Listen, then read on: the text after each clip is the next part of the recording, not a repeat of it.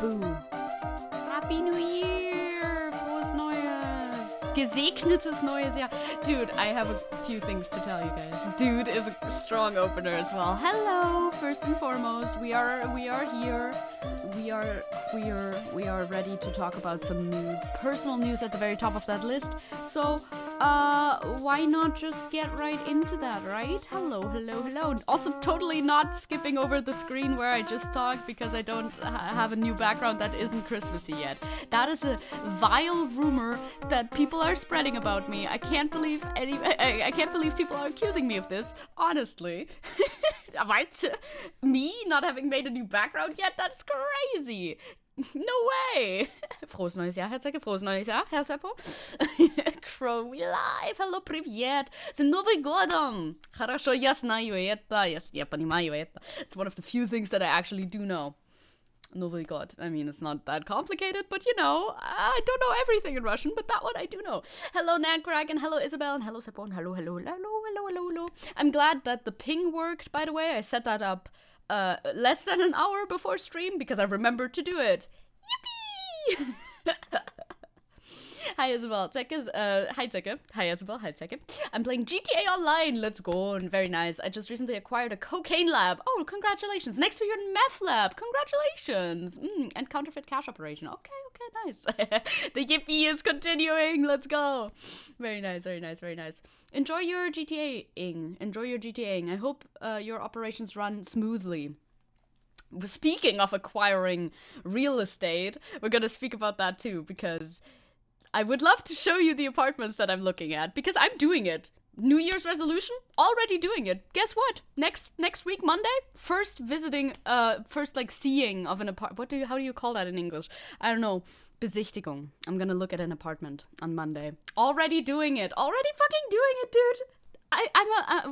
What can I say? I'm a doer. I do things. It's so scary. I hate doing things. No, it's very exciting as well. It's very exciting. Checking out an apartment. Is there like a official thing? I don't know. But I'm doing it. An official way of calling it. I don't know.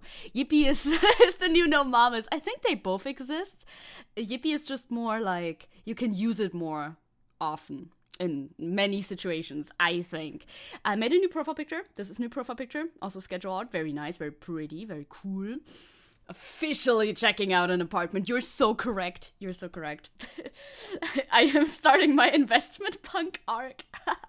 Yeah. Really big, glamorous. I'm obviously gonna buy the apartment. It'll be great. No, not quite. Maybe, I don't know yet how much I can show you, because I think looking at apartments is very fun, but I also know, of course, I cannot show you the fucking listing, even though I would like to, but no, I'm not gonna. I have to be content with just showing that to my friends, and, you know, that's fine, that's okay. Also, it's always very funny when you're, like, looking for apartments online, and you see very, very ugly ones, and then you show those to your friends, because what the hell is going on there? I saw one that had the weirdest bathroom layout ever. It was just a complaint no one has ever had about a bathroom. Too big. Like, all the things that are bathroom adjacent, like toilet, sink, shower, I think it was a bathtub actually, were like in one little corner, and the rest was just open space. You could have put a full couch in that fucking bathroom, dude. What do you need that for? Like 7 washing machines? I understand space for a washing machine, but dude, 5, 7, 10 of them? It was way too big. Fucking love it. I might be the opposite, moving in back to the family apartment. Let's go. Opposite vibes. Let's go. If you like that. I mean, if that's good for your personal journey, then that's good for you, baby. Let's fucking go. As I was saying, that reminds me, I gotta tell the troop think Izzy brand acid I've been accumulating in Izzy's funhouse. Of course. You gotta sell it, not tell it. I was like, I thought that the troop think was like a group that you were talking to. That's why my brain said, oh yeah, tell. It's tell. No, it's sell. You gotta sell the good stuff. You definitely must. It is not good. More of a necessity, and getting kicked out of the one I'm in now. No! Oh no, that's not good at all. Oh man, I hope it doesn't happen. I hope it doesn't come to pass. Hi Tinty, hello, welcome to stream. I hope you're well. I hope you spend your New Year's well. That's, I guess, what we should talk about first, right? Because that's the last time I saw you was before New Year's Eve, actually, and before New Year's Day, of course, as well. That was yesterday.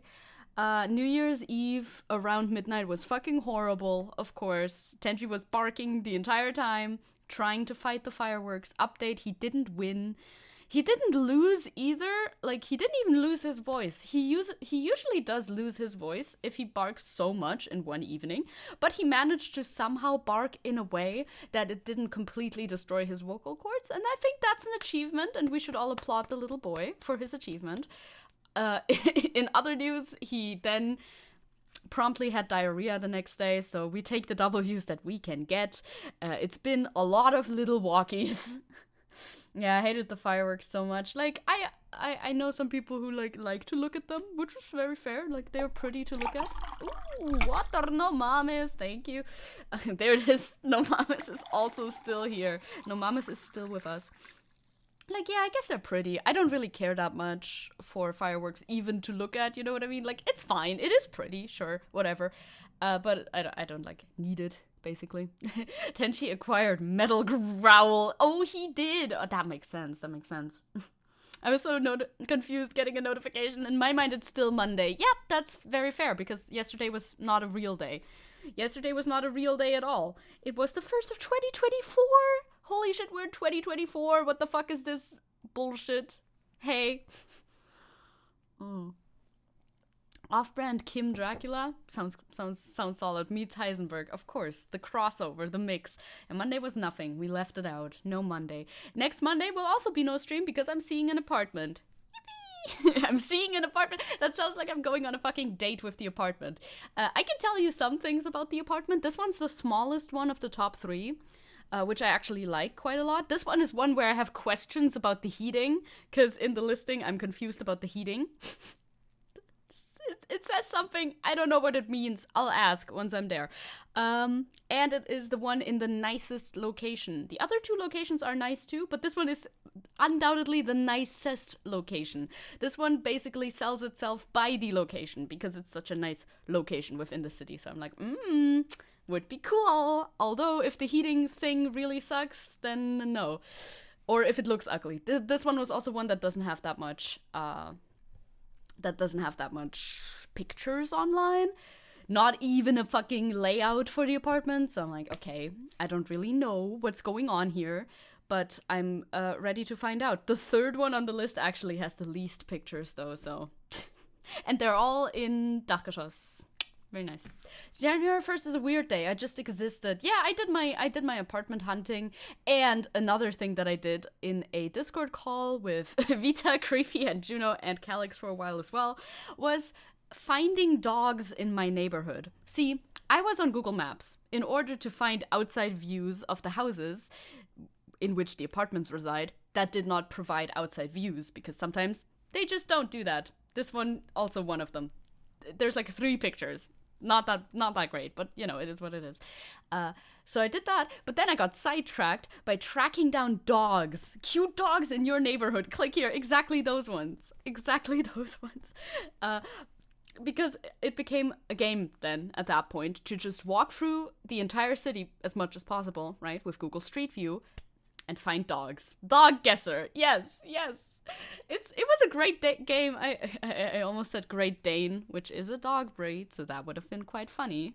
I should have just said it. Would have been a great pun, but it was accidental, so I didn't.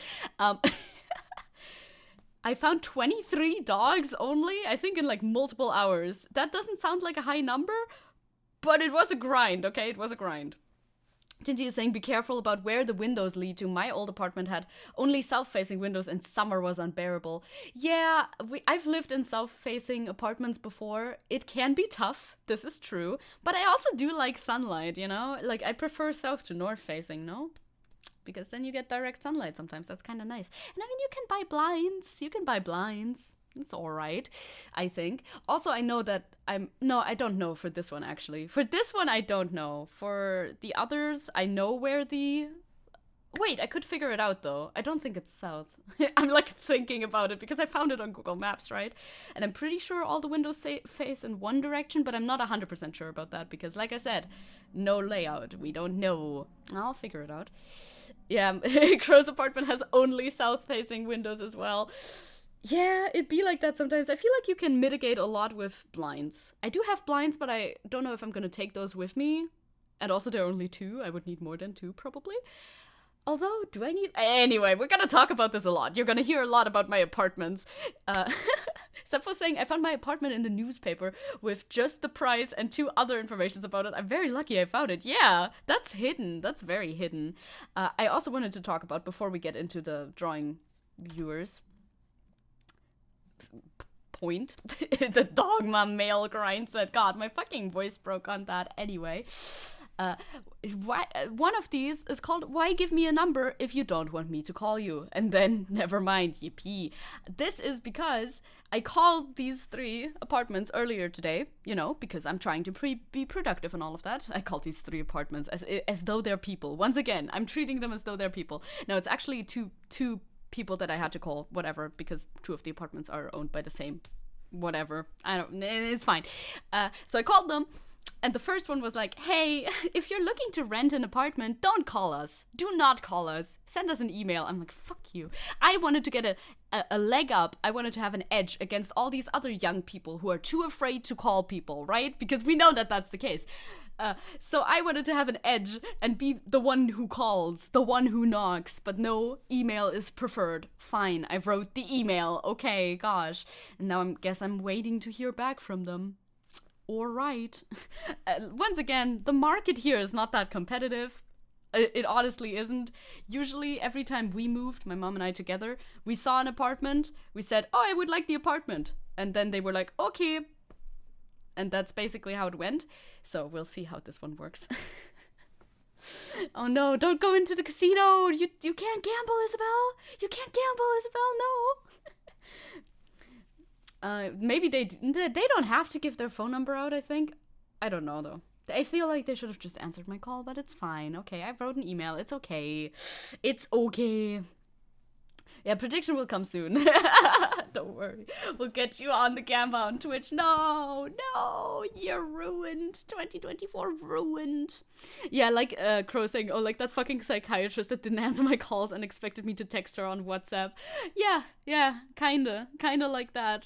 Thank God it wasn't WhatsApp, dude. I don't want to re-download WhatsApp for my fucking, like, landlord or whatever. Please, no. They wouldn't even be my landlord, I think. They're just the company that puts the apartments out there. Calling is goated. Calling is goated. The only thing that I don't like about calling is something that has nothing to do with calling, which is Tenchi, who hates calling.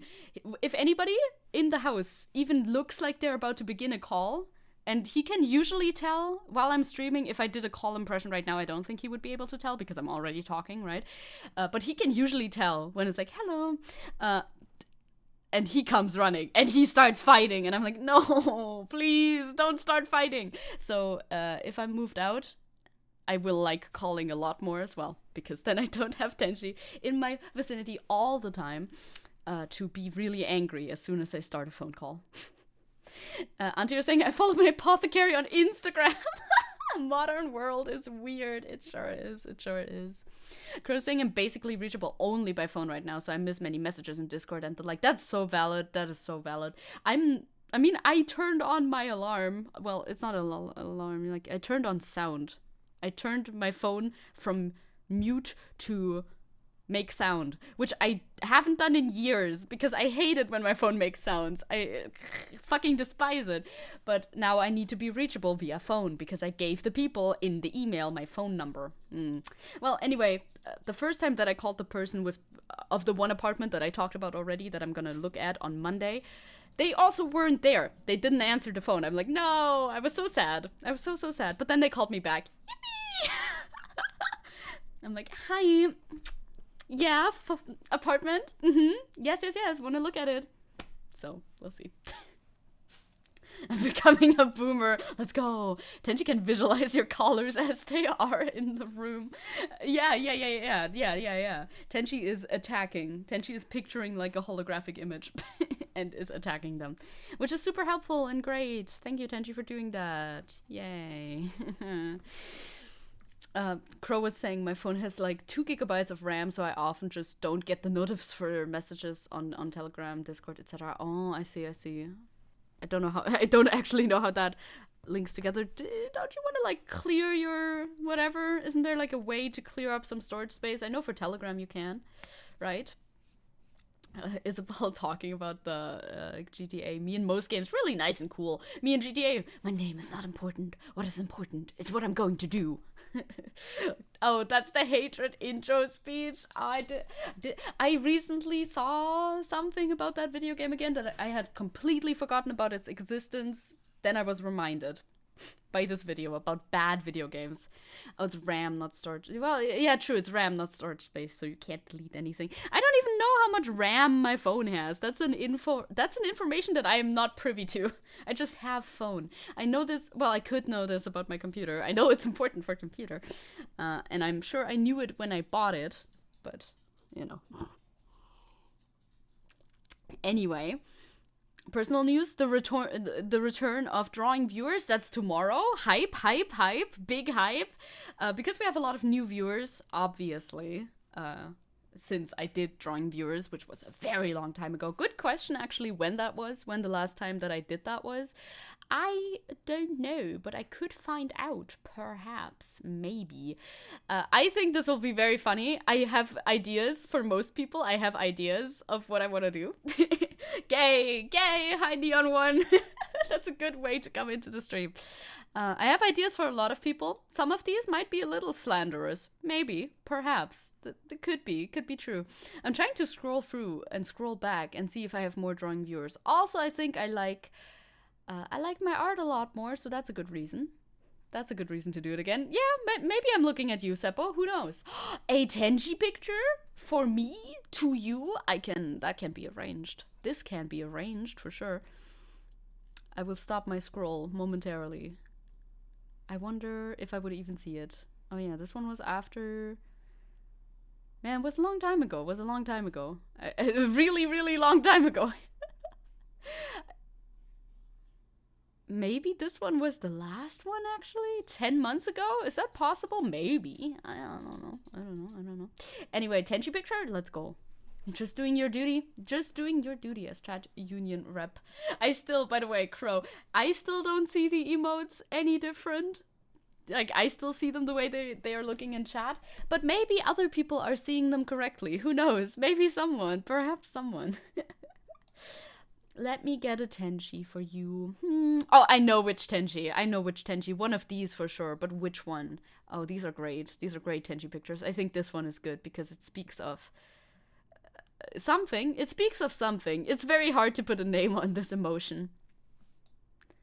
Oh yeah, you see, there he is. Let me make him a little smaller. These pictures are always unreasonably large. Red. My favorite Tenchi picture. Red. He is chilling so hard. He is chilling. He has a little snoot. No one has ever chilled as hard as he is chilling. He is setting a world record for chilling right now. It's just his little nose and his little teeth. He looks so out of it. It's such a funny Tenchi picture, in my opinion. Great Tenchi picture. This one is part of a series of other Tenchi pictures taken in the same, like, you know, in the same position and everything. Yeah. I wonder if you can change the initial size of image sources in OBS settings. I don't know. Maybe. But I always just drag them in there, you know, because that's the easiest, fastest way to do it. So I don't know if you could change it for that. It's a Tenchi gallery, if you will. Truly. You think this is the energy he's bringing to the table, Isabel? I don't know. I think his energy is impeccable. He can go here. He can cover this. There you go. We can add more to the left if necessary later. There you go. This is a good size for you. And I'm about to eep. And he is about to eat. We went to Chenchi calendar. That would be good. That would be so good, actually. This, surprise, jump scare. This is the merch in quotation marks that I was talking about. No, it actually wasn't. Or was it? No, it definitely wasn't. Anyway, back to the topic at hand. Drawing viewers Wednesday. Yippee! Ace Attorney Thursday, as always. Community Friday, because on the weekend, Juno is coming over. And I'm gonna probably be busy. I don't know if I'm gonna be busy on Sunday yet. I know I'm gonna be busy on Saturday. I know that. Sunday I'm not so sure about yet, but I rather kept it free because, friend isn't over all the time. Yeah, let's go. Give quote. The E with the dots is a mental illness. I'm speaking truth. I'm speaking truths. An off collab would be cool, though. It would be cool. I mean, I don't know. I can ask Juno. Juno is on break, but mostly, of course, for her own things. So I could maybe persuade to do a stream together, but I don't know if we both want that on Sunday or not. I can ask. We will see. We will see. We will see. Once again, the apartments are cute. I wish I could show you. I'm not gonna show you. I'm showing great self-restraint by not doxing myself completely. But maybe, like I said, like I alluded to rather, because I didn't really say it, maybe I could film a little vlog of the move, a little sneaky vlog. That would be fun. I would love to film a sneaky vlog. And I mean, as long as I don't film it from the outside, it's fine. People film the insides of their apartments all the time, A sneaky vlog? A sneaky vlog? I don't know. We will have to see when this even happens and all of that. Like, if it works out as smoothly as I want it to work out. It's not guaranteed that I'm getting any of these, even though it used to be very easy in the past to get the apartments that you want. Doesn't mean that it's still like that. I don't know. In the past, I say, as though that's like a super long time ago. I think the last time we moved was like in 2020, 2019, one of those. So, fun fact, on stream from 2 days ago, Bosch said, I can't fucking take Bavarians seriously. And it was fucking hilarious. He speaks the truth too. Everyone speaks the truth, Obviously, he's a truth speaker. We know that. Yeah. We're gonna take our time to relax and rewind. The year is gonna be very busy for me. Hopefully, that's the goal. Actually, it's not like, oh no, the year is gonna be busy for me. It's like, the year should be busy for me. Because, day job, apartment, moving, all of that good shit, God damn it, I was there when he said that. He meant you. He meant you specifically. That's what the holidays are for. It's so true. Although the holidays are kind of over, aren't they? Also, I still need to set up the VOD account like today. I write that here in the hopeful hope. That's not English. That's not anything. That I actually do it because I remembered it 10 minutes before stream, as per usual. Oh, the VODs. I want to make a whole separate channel for that, so I couldn't do it 10 minutes before stream. So maybe today. Yeah, I forgot. We have holidays until the 7th. That's true. You guys do. But I mean, my mom is also off work though, so kind of similar vibes, but it's not holidays. I'm the reason people don't like Bavaria. No, I wouldn't say so. I think Markus Söder is the reason why people don't like Bavaria. Actually. Let us look at the docket in a little overview. Why not, right? Why not? I tried to take the newest stuff, right?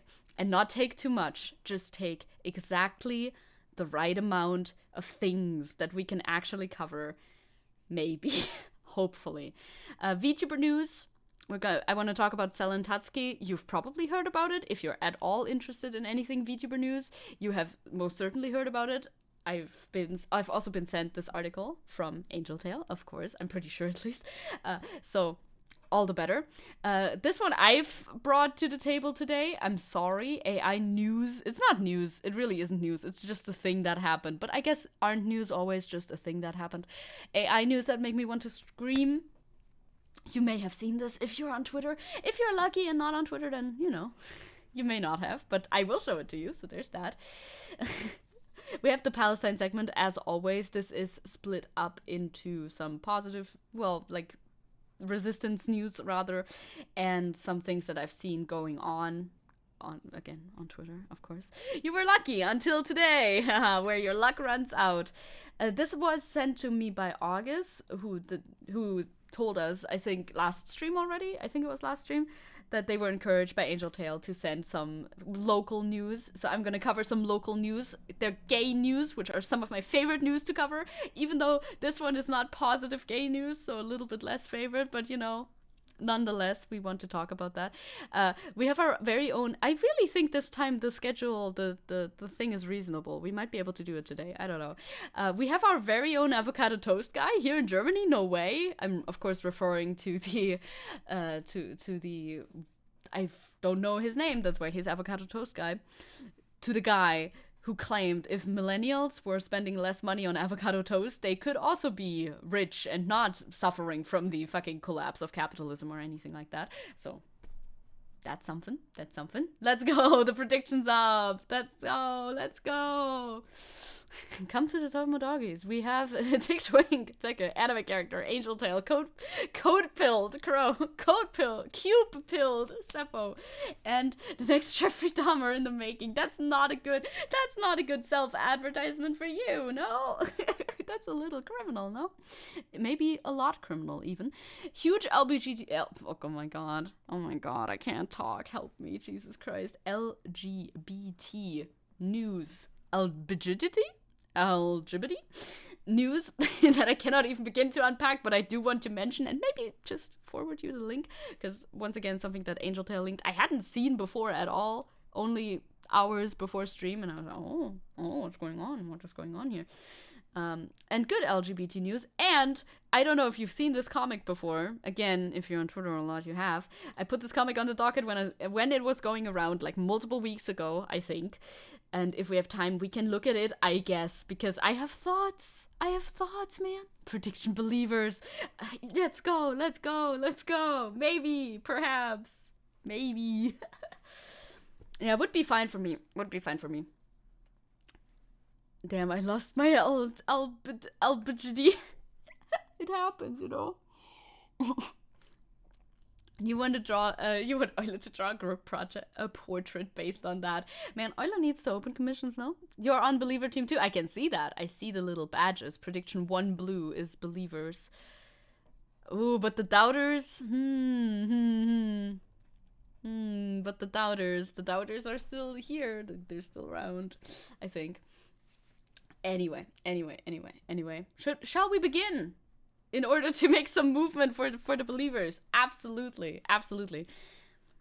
Feels like there's been no break whatsoever. So this is a Dexerto article about the situation, but I mean, I can also just tell you about it, because it's not that complicated. So Len Tetsky uploaded a cover that got then taken down basically immediately by the company that, she streams for, by Niji Sanji, and people are upset. So fans beg VTuber to leave Niji Sanji after cover song controversy. The controversy makes it seem so much more complicated, honestly. There's not like that much, I wouldn't call it a controversy, it's just a shitty thing that Niji Sanji did. One of many shitty things that Niji Sanji did, honestly. Oh my god, what was that noise? I don't know. I think it was the glass moving. I don't know. Emotions have flared up in the VTuber community, with some Selen Tatsuki fans calling for the Dragon VTuber to leave Nichi Sanji after her latest cover song was privated by the agency. Right, it was privated very shortly after release, I'm pretty sure. And that's sad. Oh, Nankarak's the doubter. I see. I see. I also I'll have thoughts on this. We can read a little bit further into it before I share some more thoughts on this, I suppose. Selen Tatsuki has been hit by another controversy, with Niji Sanji having previously banned the talent from hosting international events for an unspecified reason. True. That's not the first time Niji Sanji fucked up. Surprise! Oh, that's a good Aiden quote. I'm not that into VTubing, into the VTubing community as of late, but I saw a lot of people begging people like Selen and Pomi to leave Niji for a while now. Yep, I mean, people fucking hate Niji Sanji for good reason, right? They have problems with Niji Sanji for good reason, because Niji Sanji keeps being bad. Niji bad. But also, okay, I will put my opinion in here immediately then. Why not? I don't really know if it's a good look for fans to like tweet that publicly or whatever. Like, I feel like that kind of sucks for the VTuber. I don't know. We're gonna get some example tweets coming up very soon, right? Of people begging her to leave. And I understand the sentiment of the people saying, hey, you should leave this fucking company. But also, that's a decision that she has to make, right? And maybe that's a decision that includes some things that you as a viewer are not really aware of, and then maybe you're making her feel a little bad if she isn't leaving, or if she's like not leaving yet, or whatever the fuck. I feel like you can voice your support in a different way, and you can voice your criticism of the company in a way that doesn't like include that sort of wording. Well, we'll see. I can go into that more once we're actually at the examples, which are listed in this article later. Distraught by the news, many of her fans have criticized the VTuber agency, and some are even calling for Selene to leave altogether. Nichi Sanji privates the new cover song after her angering her fans, as we know. Sharing the disappointing news, Selene Tatsuki posted on Twitter this tweet. Hello, I apologize, but management has privated the song. Please feel free to re-upload since a lot of money and effort was done by so many dragoons. I'm really sad that this happened on Christmas. Happened on fucking Christmas, dude. But I hope, because this was like a Christmas present thing, right? But I hope somehow you guys will be still be able to listen to it in some way. Which, that has happened, by the way. I looked it up again. I just searched up Selene Last Cup of Coffee, because that is the song that was privated. And it's right there by a re-upload channel 7 days ago. With a lot of views, by the way. With a lot of views. But not like unprivated by her own channel, which is sad as fuck. Merry Christmas, huh? You're a mean one. Nichi Sanji. It's so true, though. Girl was saying, I remember Luka Kaneshiro publicly speaking out about people shitting on Niji, but if I remember correctly, he's the only one to do so. Yeah. Like, everybody feels a little weird about Luka's statement. Like, he was really... Like, I understand it on some level as well, because, like, it is the company that you work for, and maybe he's had more positive experiences with it. But, yeah, he's the only one to speak out on that. And also her tweet about that telling people to re-upload it feels like a jab at Niji. Oh, yeah, 100%. Like, I feel like she might be on her way out. Wait, that's not the fucking article. I feel like she might be on the way out with this tweet. Can I go there, please? Thank you. Like... This cannot be something that Nichi Sanji thinks is good, right? Re-upload my song cover? No way that that's something that they would approve of. I don't even get how Nichi didn't even review such a big project by their talent if they may be taking it down. Yeah, right? Review before uploading. No, I know what you mean.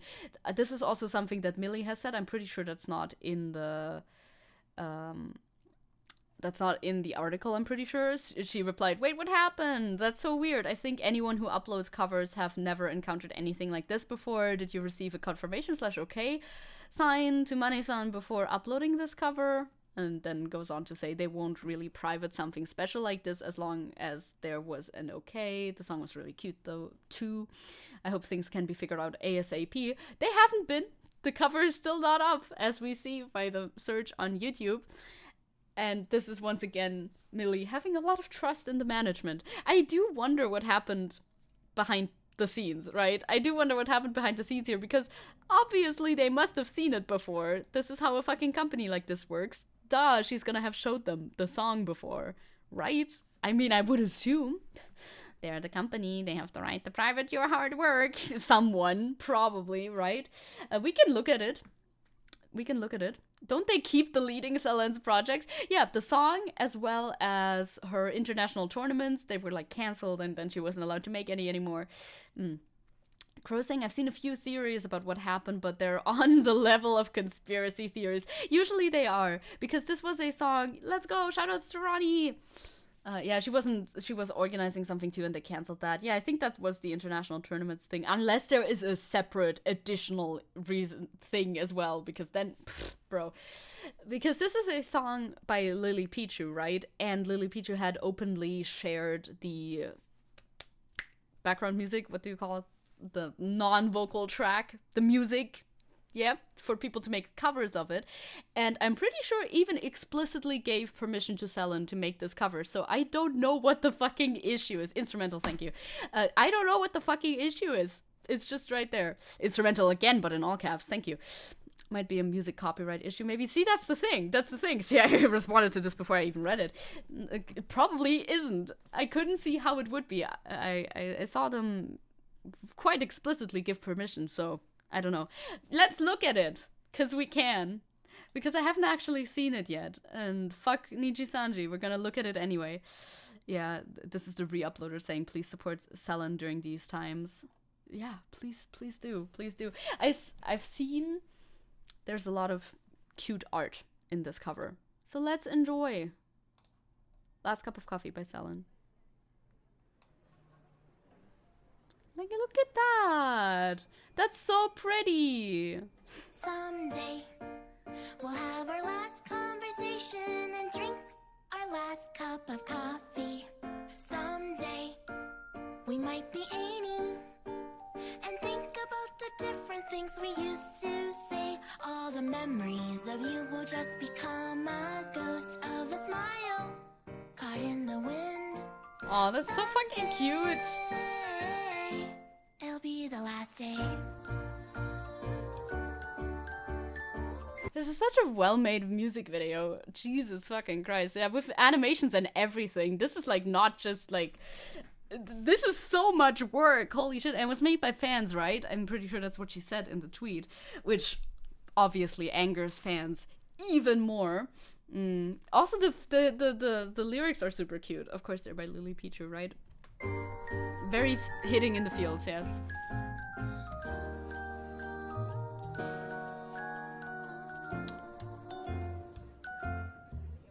One day, how pretty. It could be over. The moon could seem so far away, despite all the adventures that we promised we go on. Aww. Again and again. All the memories of you and all the stories we were part of, lost in the wind. It's very smooth turn animation, very nice. Also, I can see where the conspiracy theories could come from. I think I know which conspiracy theories you're talking about now. Of course, with lyrics like this, you could then think, oh, maybe Niji wanted it to be privated because they listen to the lyrics only now for some reason. I don't know, that's kind of weird. Anyway, and to think, oh, this hints at graduation. Or some stupid shit like that. Yeah, I think it's made by fans. Maybe that's why the company is against it. That's someone may claim it later. I guess that's actually a good theory. I like that theory. I think it's made primarily by fans who then, yeah, maybe they didn't really do, obviously, they wouldn't really do contracts for each of the animated parts, right? They wouldn't write up contracts like that. And maybe that's why they're against it. That's actually a good theory, yeah. Oh no, not the abandonment brain. I feel like it's a cute song with a bit of sadness in it, of course. If this song is the catalyst for Selen to leave, it would be super ironic though. Yeah, right? Like, fitting. Someday, it'll be the last day.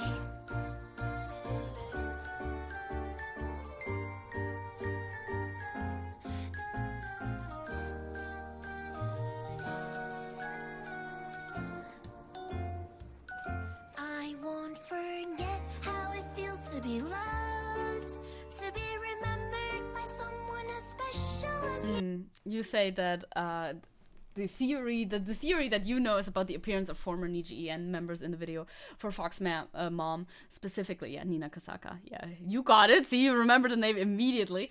Yeah, there she is, right to the left here. I mean, I guess that could be a reason, right?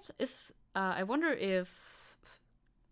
Now I forgot his name, you know, the other guy. Oh yeah, there's Mr. Yeah, Mr. is in here as well. That could be a reason, but I think that would be a very petty reason. Yeah, that's quite conspiracy brained, I do agree. Like, Ronnie's makes a lot more sense. Yeah, oh my god, all her outfits in the MV are so incredibly cute. They are! This is such a beautiful MV, huh? Hi Lord Peace, hello! How are you? I hope you're well. Someday, I will drink that last cup of coffee with a smile. You're good? I'm glad. Oh, that's a nice painting. I like this style.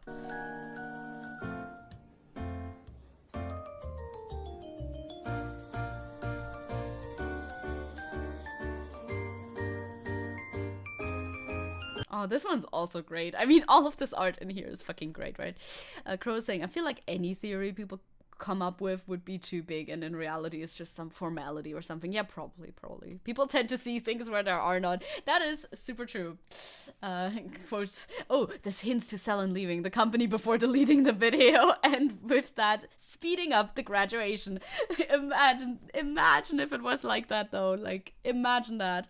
Alex Jones' voice, the needy fat cats just hate Vtuber poaching their talents. That's why they take it down in order to punish them for the appearance of Nina Kosaka and Fox Boy.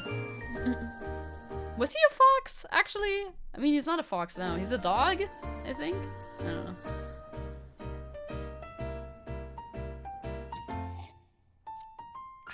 I won't forget how it feels to be loved, to be remembered by Oh, this is a nice style too. I'm always like pausing, appreciating the styles. someone as special as you. Someday I will. This style is fucking This style looks tasty. Look at how clean this fucking looks. Yeah, he's a dog now. Never watched him before. I watched him like one time, 2 times, a few times before, like clips mainly. And the what's the opposite of graduation? Debut. The debut stream I watched as well. Cheers, mate. Thank you for the hydrate. Drink that last cup of coffee with a smile. There's Nina again, of course. Yeah, I don't think they would have speaking. Here's the credit for everybody, though.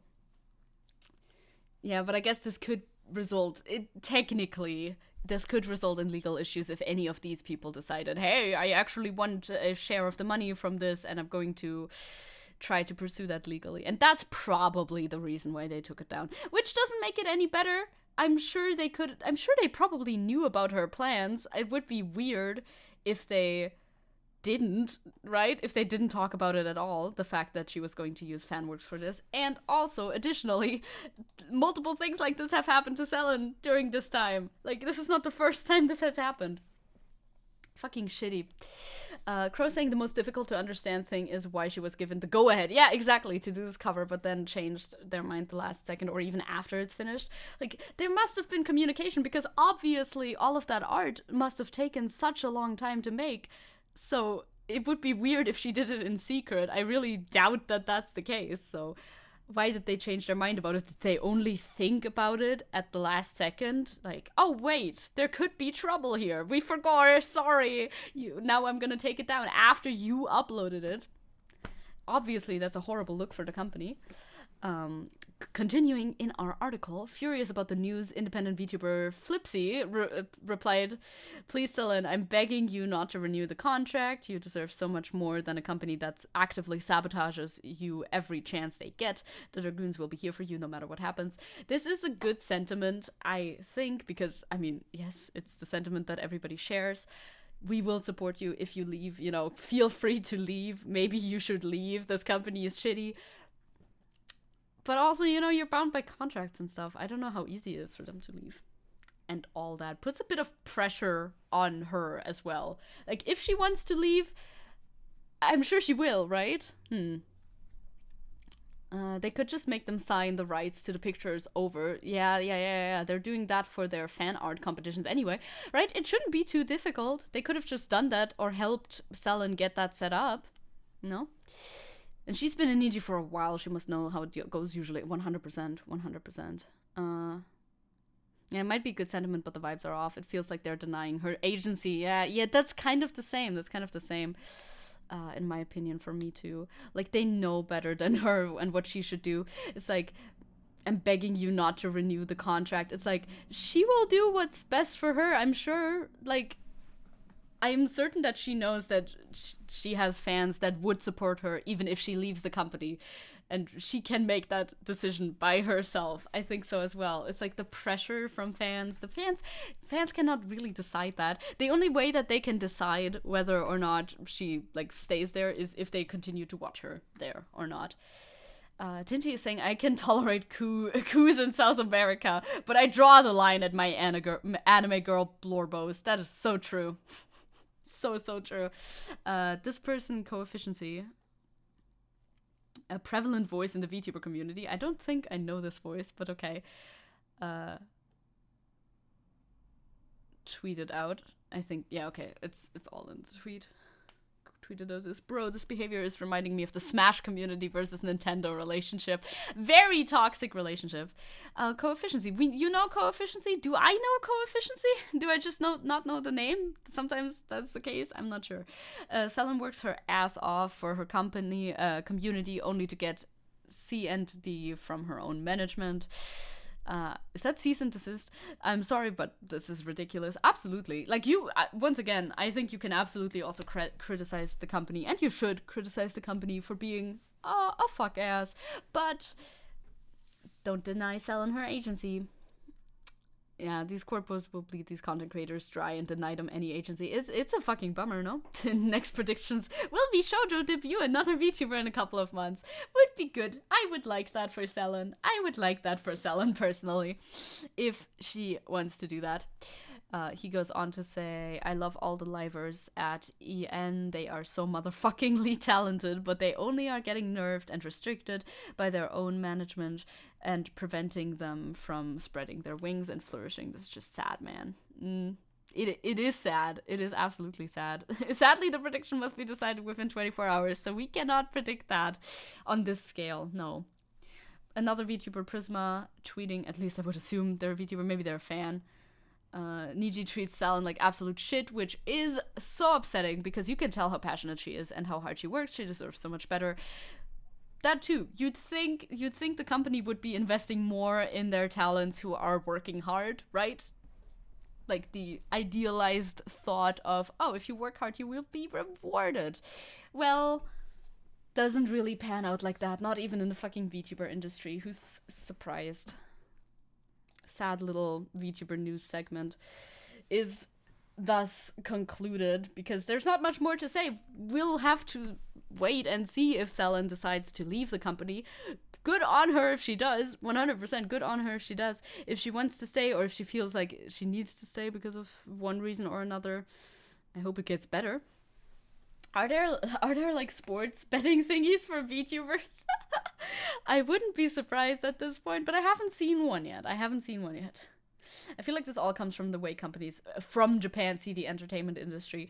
Yeah, honestly, the Japan-based companies are not great. They're not making a great name for themselves in the VTuber industry. I'm thinking about non-Japan-based companies right now, and usually, generally companies are not that great. Oh, shocker, surprise. Who would have seen this one coming? This statement from me? Huh?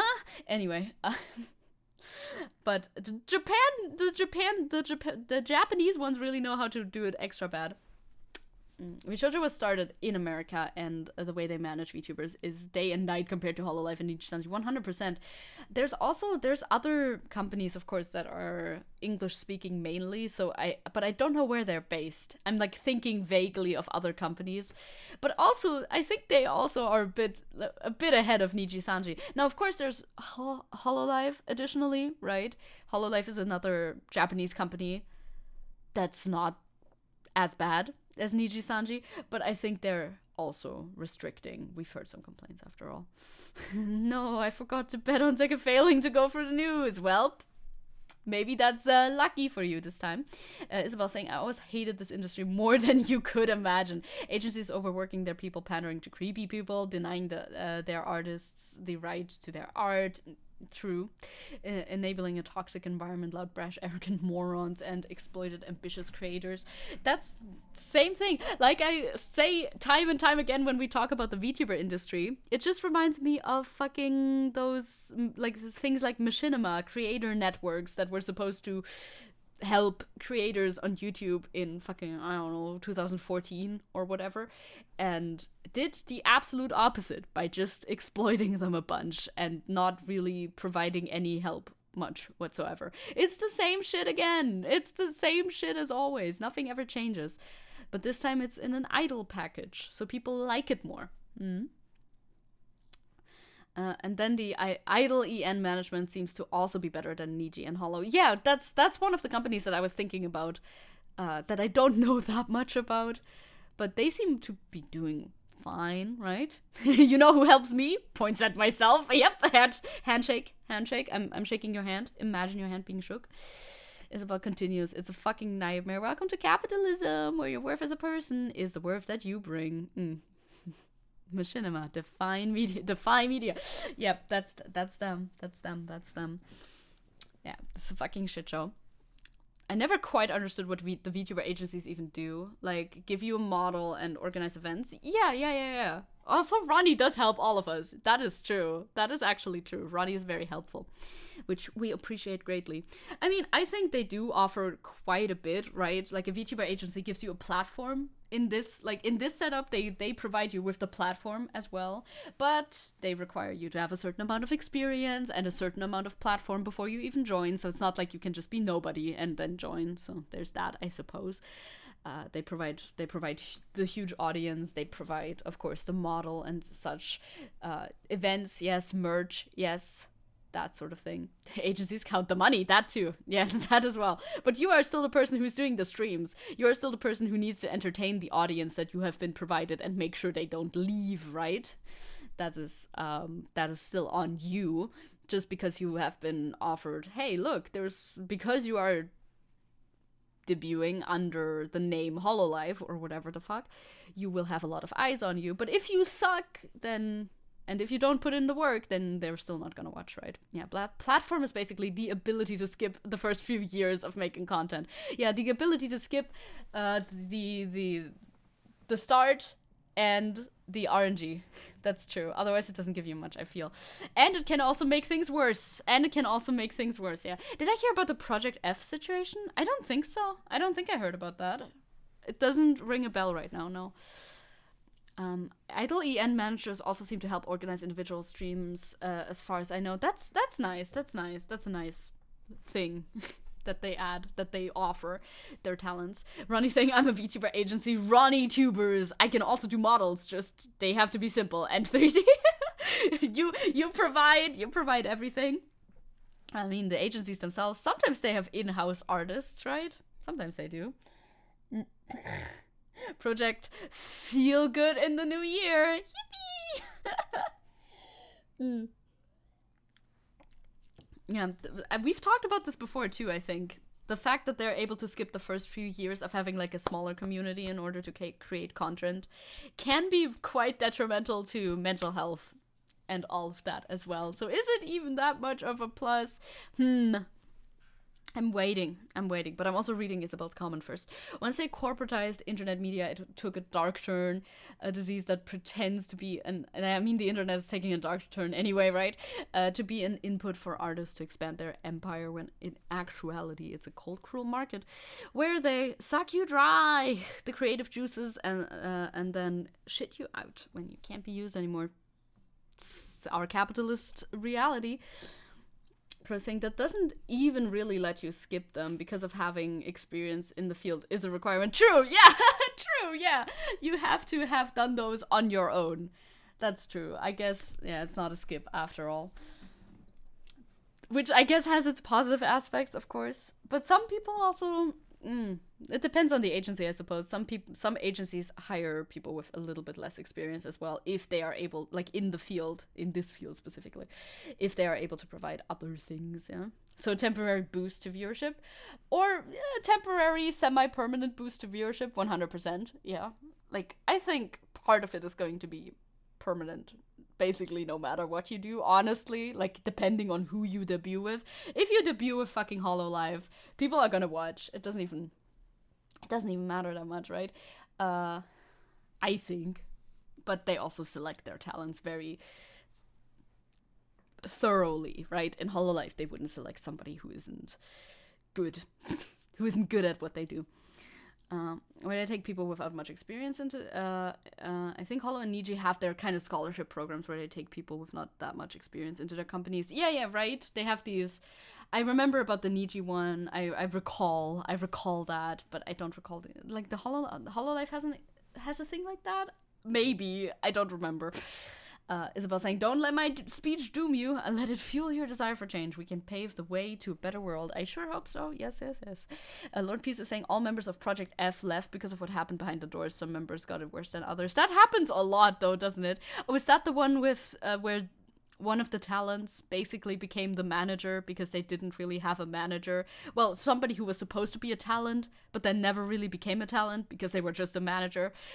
It happens a lot with smaller VTuber companies, honestly, that they're extremely shady and just trying to capitalize on everything. Ronnie is saying, I respect Hololive a lot. At least they don't let their livers work in vain like this and cancel things last minute. That's very fair, yeah. Hololive, compared to Niji Sanji, miles better, leagues better. Of course, I don't know, like, the insides and outs of Hololive. I know certain things, like, recently Kiara has voiced her concerns, I suppose, or complained, I guess you could say, about not receiving certain things that other people receive at anniversaries, other livers, other streamers, like 3D concerts and all of that, which I think is probably because of her internationality. So it kind of makes sense, but it also sucks. Yeah.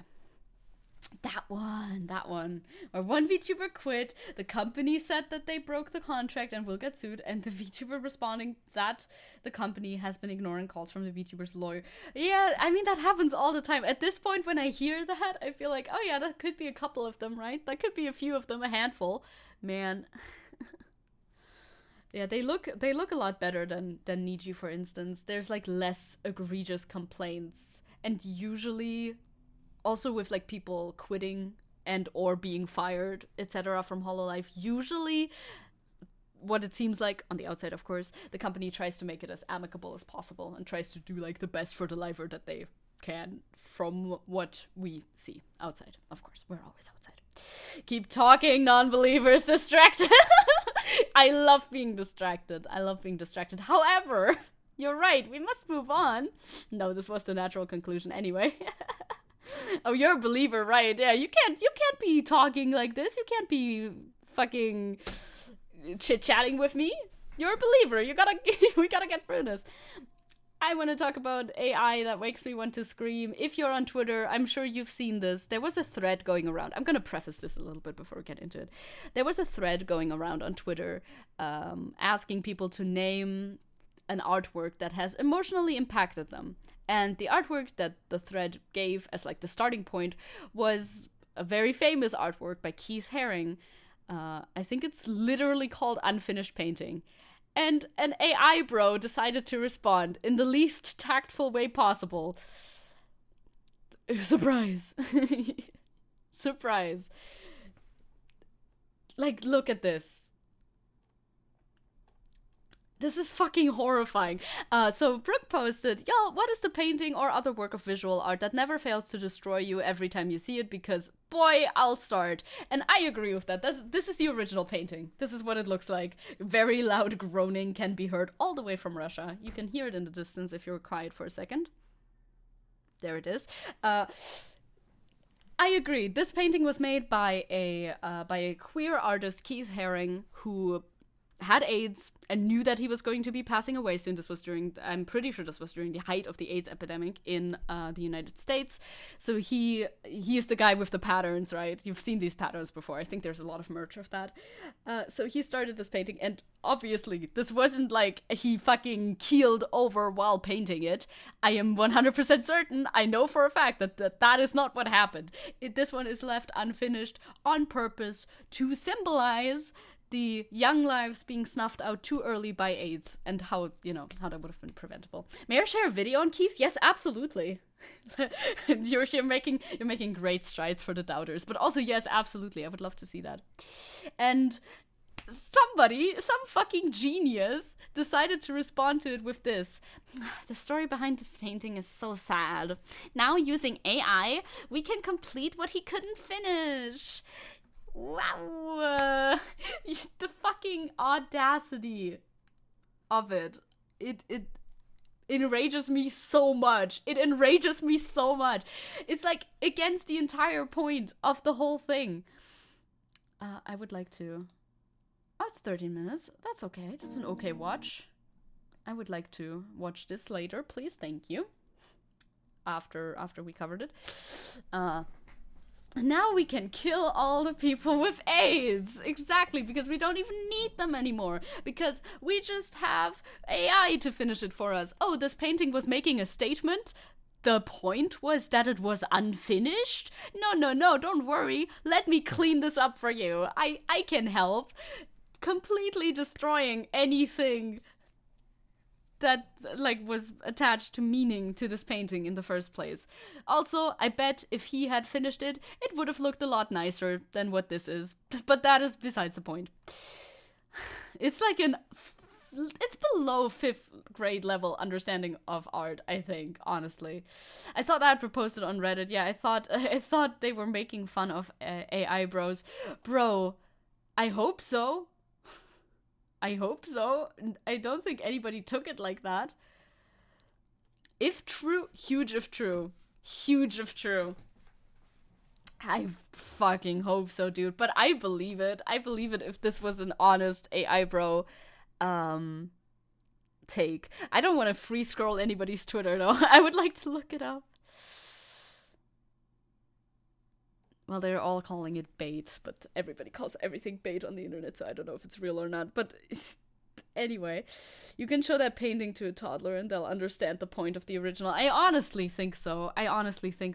But I've also seen the point floating around that this, in and of itself, now became a statement, like, now became an art piece with a meaning again, as in that it symbolizes the fact that AI destroys the initial artistic intent of human beings that make art. So in a way it becomes powerful again because it loops back around, you know? That does have meaning, and it's meaning that I hate. Yeah, 100%. It's like one painting to encapsulate AI's failure, basically, which is again good artwork. In that way, it's again a good artwork in being absolutely disrespectful. If I was the dead guy, I would haunt that man's dick to shrink. I hope they can do that. It would probably be small. Anyway, maybe let us watch a video about Keith Haring, because we should actually remember the man who made the artwork as opposed to the AI completion. First AI art with an actual meaning, and accidentally so. Unless, of course, the person did think about that, but it would surprise me. Look at the transition in the painting from AI. Yeah, it's also bad on a technical level. I've been staring at it. It's not great. But, you know, besides that, let us watch this video that Ronnie sent in. Very nicely made, by the way. Graphic design is their passion. I need to stop. I need to, like, turn off my French subtitles. They're always on. I don't need them, obviously. Opportunity for Keith Haring is a blank advertising poster. Using a piece of chalk, the young man from Kutztown, Pennsylvania, draws a picture. A cartoon-like drawing, which he finishes in a minute or two, and then moves on. Transition envy? Wait. Keith Haring was revolutionary. Oh, you're louder than the rest of it. Sorry, my bad.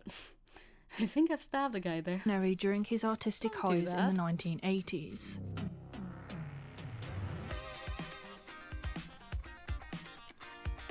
Let's go, Keith! That might have a different meaning in a community of so many trans people. Yeah. Yes, grow. Yes. Born on the 4th of May 1958, Keith would soon grow to become a key figure and influential icon within the art community and LGBT spaces after having moved to New York. He was just a man with a drive, a willingness to share a message, and a continuous need to draw. And understandable, relatable. Tinty also saying the point of AI art isn't that it's bad. Even if it was good, it would still destroy the artistic intent. Exactly, is what I'm saying. That's why I like pointing out when there's like 90 million fingers on a hand, as like everybody does. It's funny. I like to point at it and go, haha, funny. But even if it looked perfect, that wouldn't make it good, as we know. Draw he did. Everybody here knows. Where there was space, there was a target. No matter how big or small, any surface could be creatively exploited. Haring grabbed at the opportunity to underline a movement, to spread awareness, or evoke different feelings. Yes, yes. If you have the pronoun extension, you can see pronouns for people in chat as well. And for Crow, they are they, them. For those beholden of such illustrations. Whether the radiant baby, barking dog, or three-eyed monster.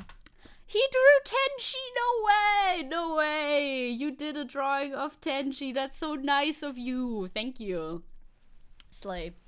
And perfect art is boring anyway. That is extremely true. The boyo was depicted by that's so nice, by Keith Haring. Holy shit. Dog or three-eyed monster. His iconography was splattered amongst canvases of any and all materials. It's now our painting. We're taking it. If it could be reached, it was his for the taking. Keith Haring's work originated conversations and most certainly drew attention. They're wearing the dog. From multiple nice. Occasions of arrests. I have been handcuffed and arrested. Sometimes I'm just given $10 fines.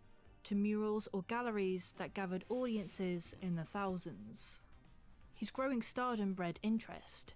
A free Tenchi picture in this economy?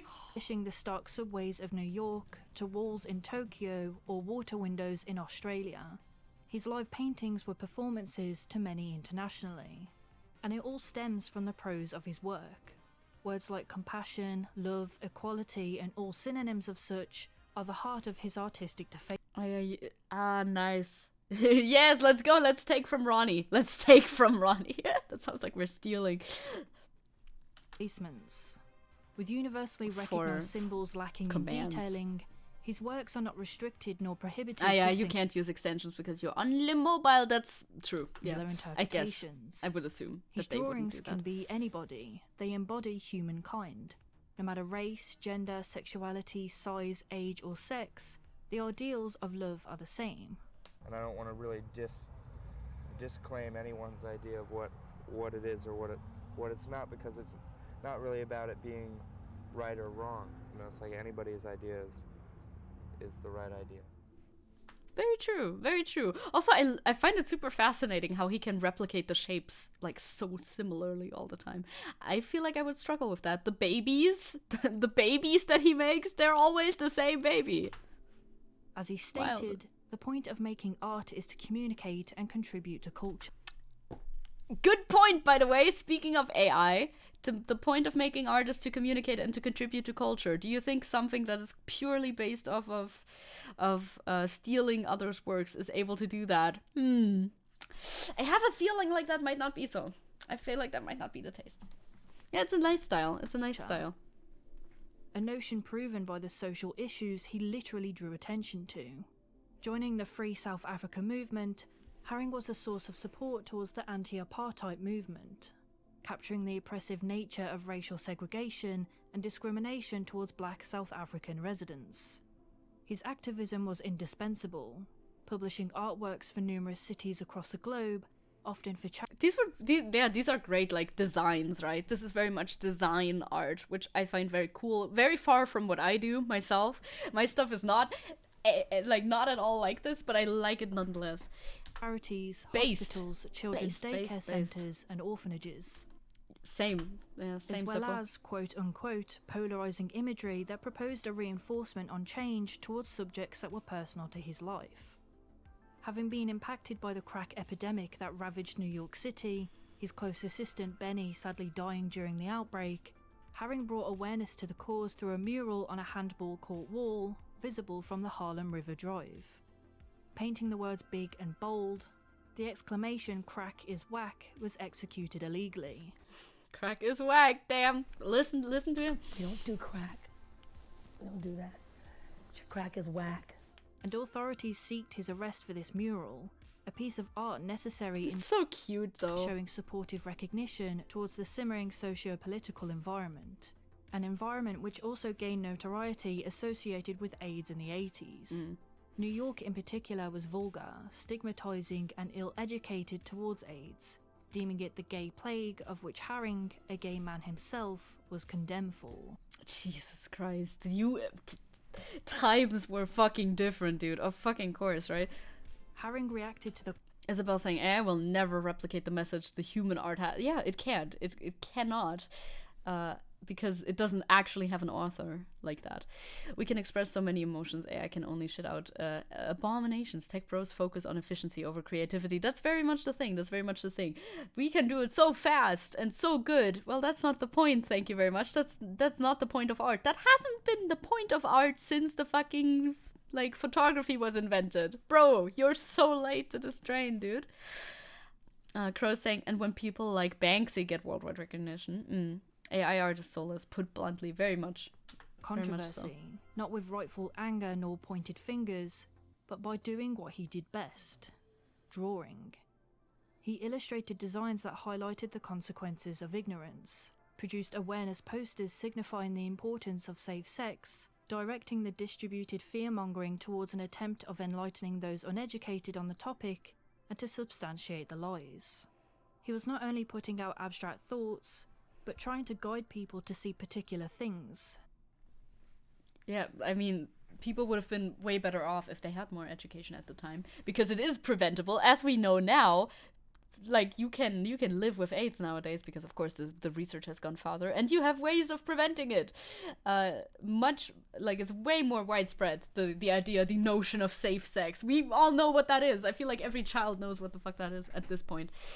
Ronnie saying almost all art is art because it has a bit of history in it. AI art is just inputs. Exactly, like the history of a work, be that like what happened during the painting process, as well as its like actual history, is so important to artworks.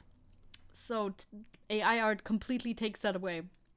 That doesn't even exist anymore. The process of making the art, especially now, again, after the invention of photography, the process of the work has become more and more important in modern day. Tinty is saying, I feel like the whole discussion about AI art is a refutation of death of the author.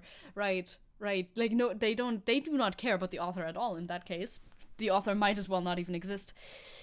Crow saying this is so admirable, not just doing art but trying to reach people and help them. Yeah, that's fucking, yeah, it's admirable. It's like, that's goals. That is goals. Dude is goals. A dude got cured of AIDS recently. Fucking great news. Fucking amazing news. Hi Damakuno, hi, hello, how are you? I hope you're well. And started to deal with more social I'm well concerns too. on a grander scale through the stardom he obtained, taking advantage of critical acclaim and giving a voice to those who were shunned and unaided. But among the support for charities and advocacy of human rights across several areas, Haring was you're down with a cold. Not COVID though. Well, at least it's not COVID, but colds still kick your ass sometimes, so I hope you get well soon. also known to question the negative effects of capitalism and consumerism within artistic spaces. Based. He continuously pushed for the need of accessibility, for everyone to have the opportunity to see and buy his work, not just wealthy, profiteering art collectors. Leading to the opening of the Pop Shop in 1986, a boutique in downtown Manhattan. Haring made a store built with the public audience in mind. And a lot of people are buying this stuff still nowadays, so I think that's a W for him then. Unaided. No. Showcasing and selling an assemblage of his work for all to see. Selling buttons, shirts, prints and merchandise alike for more affordable pricing, especially for kids, and donating all profits to charities. Haring didn't see value in art through personal profits or monetary worth, but through viewing people of all walks of life appreciating his craft in their own ways that brought people together. Despite the backlash towards his financial decisions of the Pop Shop, Haring stayed insistent in making his work readily available at a low cost, even outside of the most based, the absolute most based, man. How based can he get? It just goes up. It only goes up. Did you hear that? I think that was my phone. Oh god, my phone makes noises. I hate this. the shop I need it though. But the whole idea of the Things in the Subway was that it should be for a lot of people. So I continue to do things like whenever I've had an exhibition in New York, there are posters which are given away for free. That's so good. That's As so with fucking many good, artists, dude. however, Keith Haring's death was one far too early in life. Bro, don't intro it like that, please. Jesus Christ. There's some artists who got older as well, okay? I'm not nervous or anything, bro. It's okay, please. The AIDS epidemic has claimed the life of Artists can get older, too. From the world of art. Keith Haring, the best known and best loved pop artist of the 1980s, died in his sleep early Friday morning at his home in New York of AIDS-related complications. At just the age of 31, Keith Haring passed away from AIDS in 1990. Since his death, Haring's name has lived on through his art. A year before his death, Haring established the Keith Haring Foundation, still thriving and helping people to it's much too early for him to go. this day. To quote the website, in accordance with Haring's wishes, the foundation concentrates its giving in 2 areas: the support of organisations which enrich the lives of underprivileged children, and the support of organisations which engage in education, prevention and care with respect to AIDS and HIV infection. As such, there's been a rise in popularity regarding collaborations with Haring's art, especially with fashion brands. Yeah, we've seen it. I've seen it a lot, always, throughout, like, all my life, basically. Yep, doing art is not about suffering. It is not. The people romanticizing the suffering of the artist, please stop, thank you. Tinty is saying, I wonder why a lot of artists are very ideologically driven and why those ones resonate with people the most. Almost as if AI can't even begin to replicate that. Oh, that's so strange. Weird that you mentioned that, huh? That's so weird. That's so odd. That's so strange. 2022 and this year alone in particular saw a boom in partnerships and brand deals. On the surface level, collaborations are supportive in nature. They spread an artist's name and their work, introducing them to younger generations whilst helping keep their legacy alive. But upon closer inspection, most collaborating brands I've researched who applies Haring's art to their products fail to mention his philanthropic ideals and the stances he stood for on their product pages. It's like a double-edged sword, isn't it? And on one point, he wanted his art to be widespread and available to the public, but not every brand who's collaborating with that, or like, it's not really collaboration, is it? Who's using his designs is still doing that, right? Or homepage. Some briefly mention his background, upbringing, or a simple sentence upon his style, but brands like Bershka, Pandora, Converse, Hollister, Tommy Hilfiger, Uniqlo, and Cotton On choose to avoid referencing Haring's principles and the social issues he aided. Well, then you're not doing it right, okay? Then you're not doing it right at all, bro. He wanted his art to be available for people, but not like this. Particularly for HIV and AIDS or his support towards LGBT+ issues. Rather, there's a censorship to his efforts. H&M summarising Haring's charitable nature to worldwide recognition for his extraordinary expressions and strong social messages. That we will not name in order to avoid controversy. That's crazy, dude. That's crazy. Capitalist recuperation, back at it again. Dude, can capitalism stop for a second, please? Then, yeah, if you are not spreading his fucking message, then you shouldn't be selling his work at all. That's so true. Like, I wish they could, like, legally establish that in some sort of way, but I don't know if they can. And at this point, it's a little late, I suppose, as well, but... Clearly worded to exclude political wording and keeping it safe. In fact, Uniqlo goes as far as speaking nothing on the causes he fought for, but desperately needing to mention his love for Mickey Mouse. What the fuck, dude? That's fucking vile, dude. That is vile. Which, arguably, he was inspired by the mouse's design, but Disney is far from the company I promote towards an artist who had anti-capitalist principles.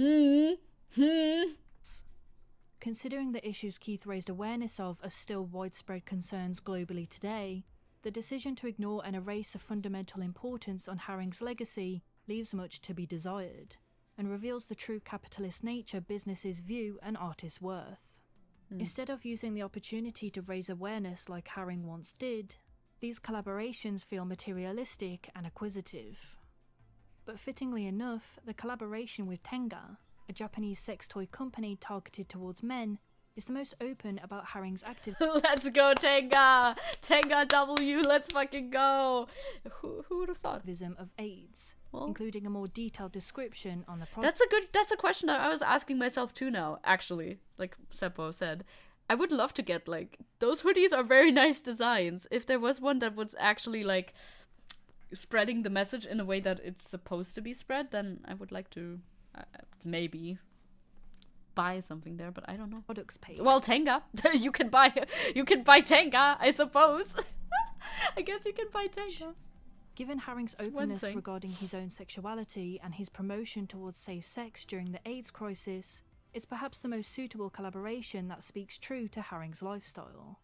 But what's more bizarre to me is the statement made by the executive director of Haring's foundation when confronted with this criticism proposed. Oh, the foundation itself is permitting it? Oh. Being that they don't think it's fair to force a brand to tell a story that doesn't make sense for them. If they're gonna use the artwork from somebody who's lived that story and spent his entire life telling that story, yes, actually, they don't have to use this artwork if they don't want to tell the story. What? Like, what? Bro, you don't have to use the fucking artwork. It's extremely fair, actually, as a matter of fact. Someone get the Vlog Brothers on that merch. Let's fucking go. Which is a questionable answer, to say the least. Yeah.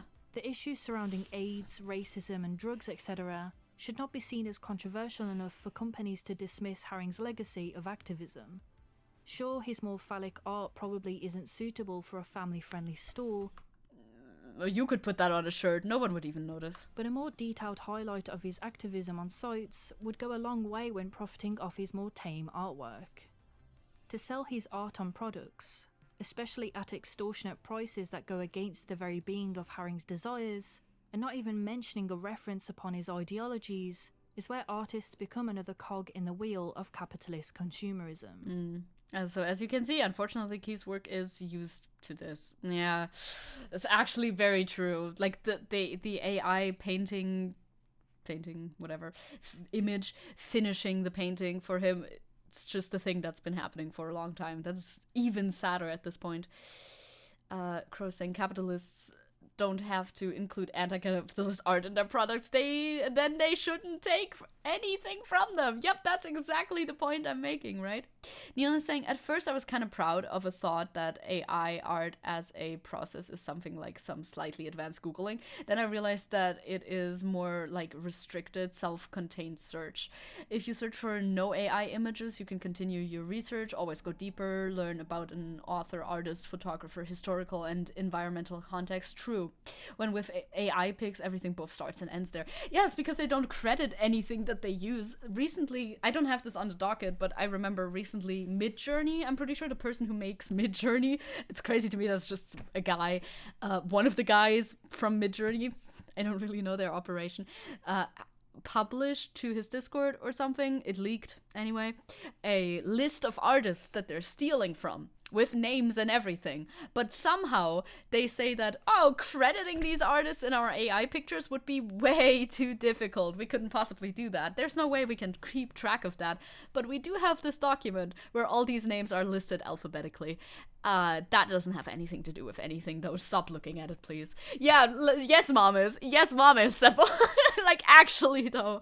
I've seen it. I've seen that. They are just scum. They just don't want to credit, because then if you credit those people, then they, I bet, would have better legal grounds to fucking sue your ass. So, it's the fucking artist equivalent of necrophilia. That's a good way of putting it. Also, I agree so much with, like, Neon ones. Parts of AI advancements, like, on a technical level, I find them interesting as well. But the fact that they only exist by stealing and also they're also kind of shitty, of course, besides the point. And you cannot find any sources of how this AI image was cobbled together aside from, yeah, this was made by Midjourney. Yippee. Yeah, that's why it fucking sucks in praxis. When artists train their own AI to do work for them, like what they did for Across the Spider-Verse, right? They trained their own AI to help them complete the thing. That makes sense. That's like the artist doing the work. That makes way, way, way more sense than fucking scouring the internet and stealing. Those topics they refrain from talking about shaped his life, shaped his style, and shaped the entirety of his work. How has AIDS affected your work? First of all, doing posters and images with the safe sex image, which was really geared to a I like this one a lot. Also, like Isabel says, it's so true. If you try to Google anything, especially D&D, is like D&D Google searches are super infected. Google is dying. Google Images is fucking dying because it's all AI images. It's no good. Well, not all, but I see a lot of them, especially for, like, if you Google a D&D race. There's so much. A pyramid. Yes, a pyramid. My Pinterest art references. Yeah. Pinterest is full of AI too. I know. I see the AI. I see the AI on Pinterest. And avoid it like the plague. I don't pin a lot of art, actually. I pin way more photography than art, so I'm safer. No way, Isabel. No way. And to sort of prevent and educate the next generation that's growing up, and to, prevent them from being involved in the same thing. Yeah, you used to go to Pinterest for references. I go to Pinterest for references still. You just gotta look at what you're looking at, I suppose. But it's rough.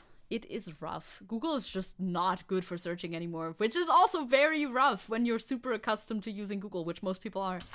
And then on a more political level, doing things like the ACT UP poster, which was more directly involved with AIDS activism and trying to sort of cut through a lot of the bullshit. To retract the importance of Haring's activism that he held so close The baby undermines his pin. entire work.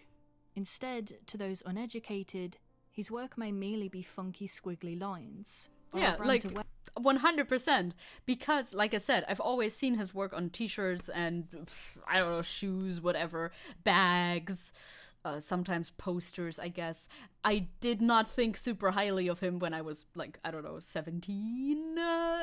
I'm, like, trying to pick the time where I was able to think of him in any way whatsoever to begin with, like, more critically, but also hadn't learned anything about him yet. That might have been 17. I don't know. Like, younger, teenager, whatever.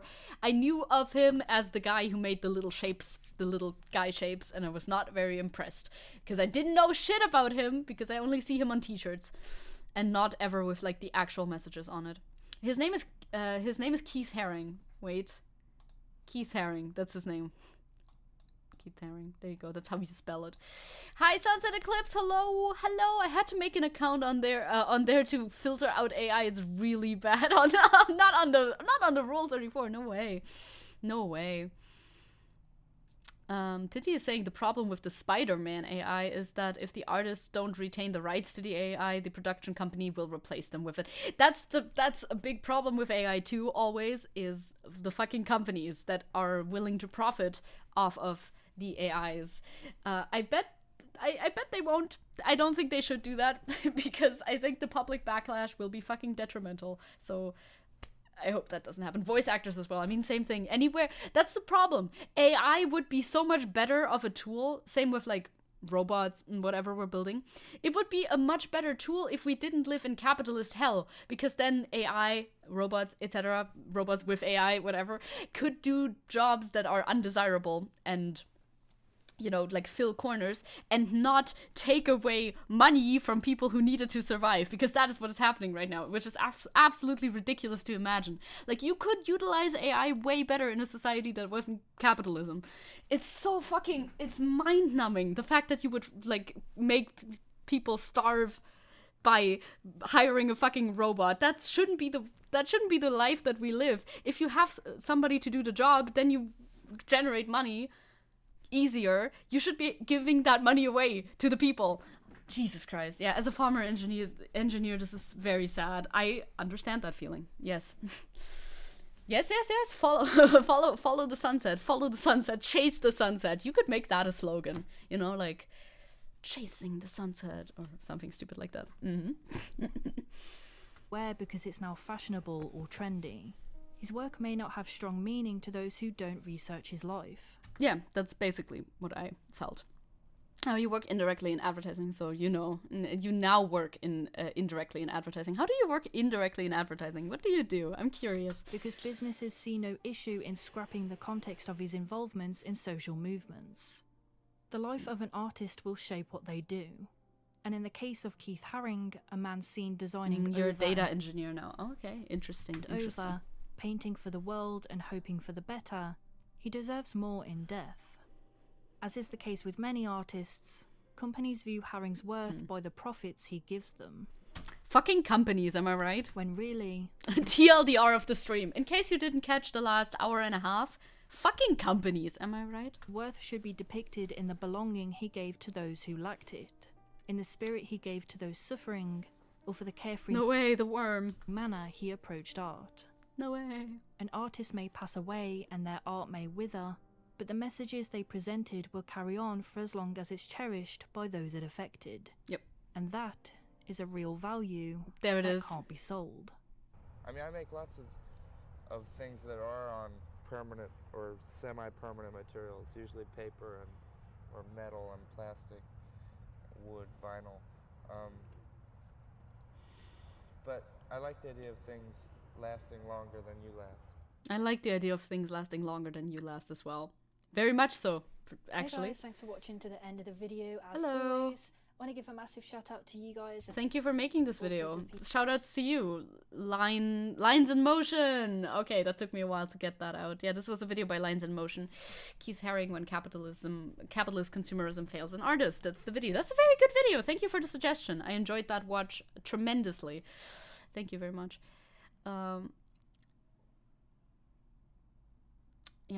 Yeah, it becomes an Ouroboros of shit. Yeah, that's the thing. Like, I've also heard about this because AI starts to learn from AI itself, and that's like it's more slop to train itself on, and then it just gets worse and worse and less coherent, right?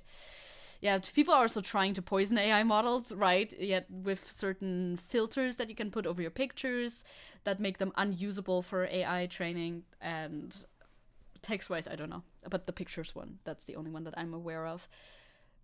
Yeah, that was in response to this. Now, I still don't know if this is satire or not, but nonetheless. Instead of using AI to finish his art, I would have just filled in the blank with a unique thing to symbolize the artist's legacy, inspiring others. That could be a cute thing to do. Yeah, that would be a way more interesting way to approach something like that. Yeah, 100%. AI poisoning itself is kind of hilarious. The problem is we're gonna have to clean up the mess then at some point, right?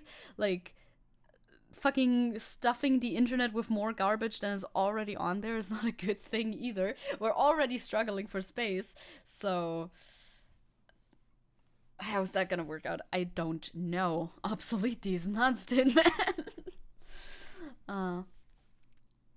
Yeah, replying to Isabel, like showing that his work has an influence what people and what progress we made, right? That would be a way more interesting conversation than just using AI in order to figure out how the rest of it could look like or not.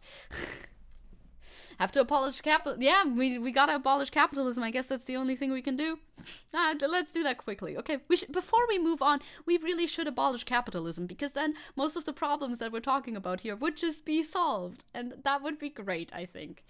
Tinti is saying, I look forward to an internet where it's just AIs reposting to AIs, reposting to AIs, reposting to AIs, to content created by AIs. Me, not so much. It's so sad, man. It's so fucking... Yay! Yippee! So fucking sad, dude. I hope we can put a stop to this at some point before that goes that far, yeah? Me, when I see AI art, my name is not important. But there it is. This fucking quote is like a theme for the stream for you, huh?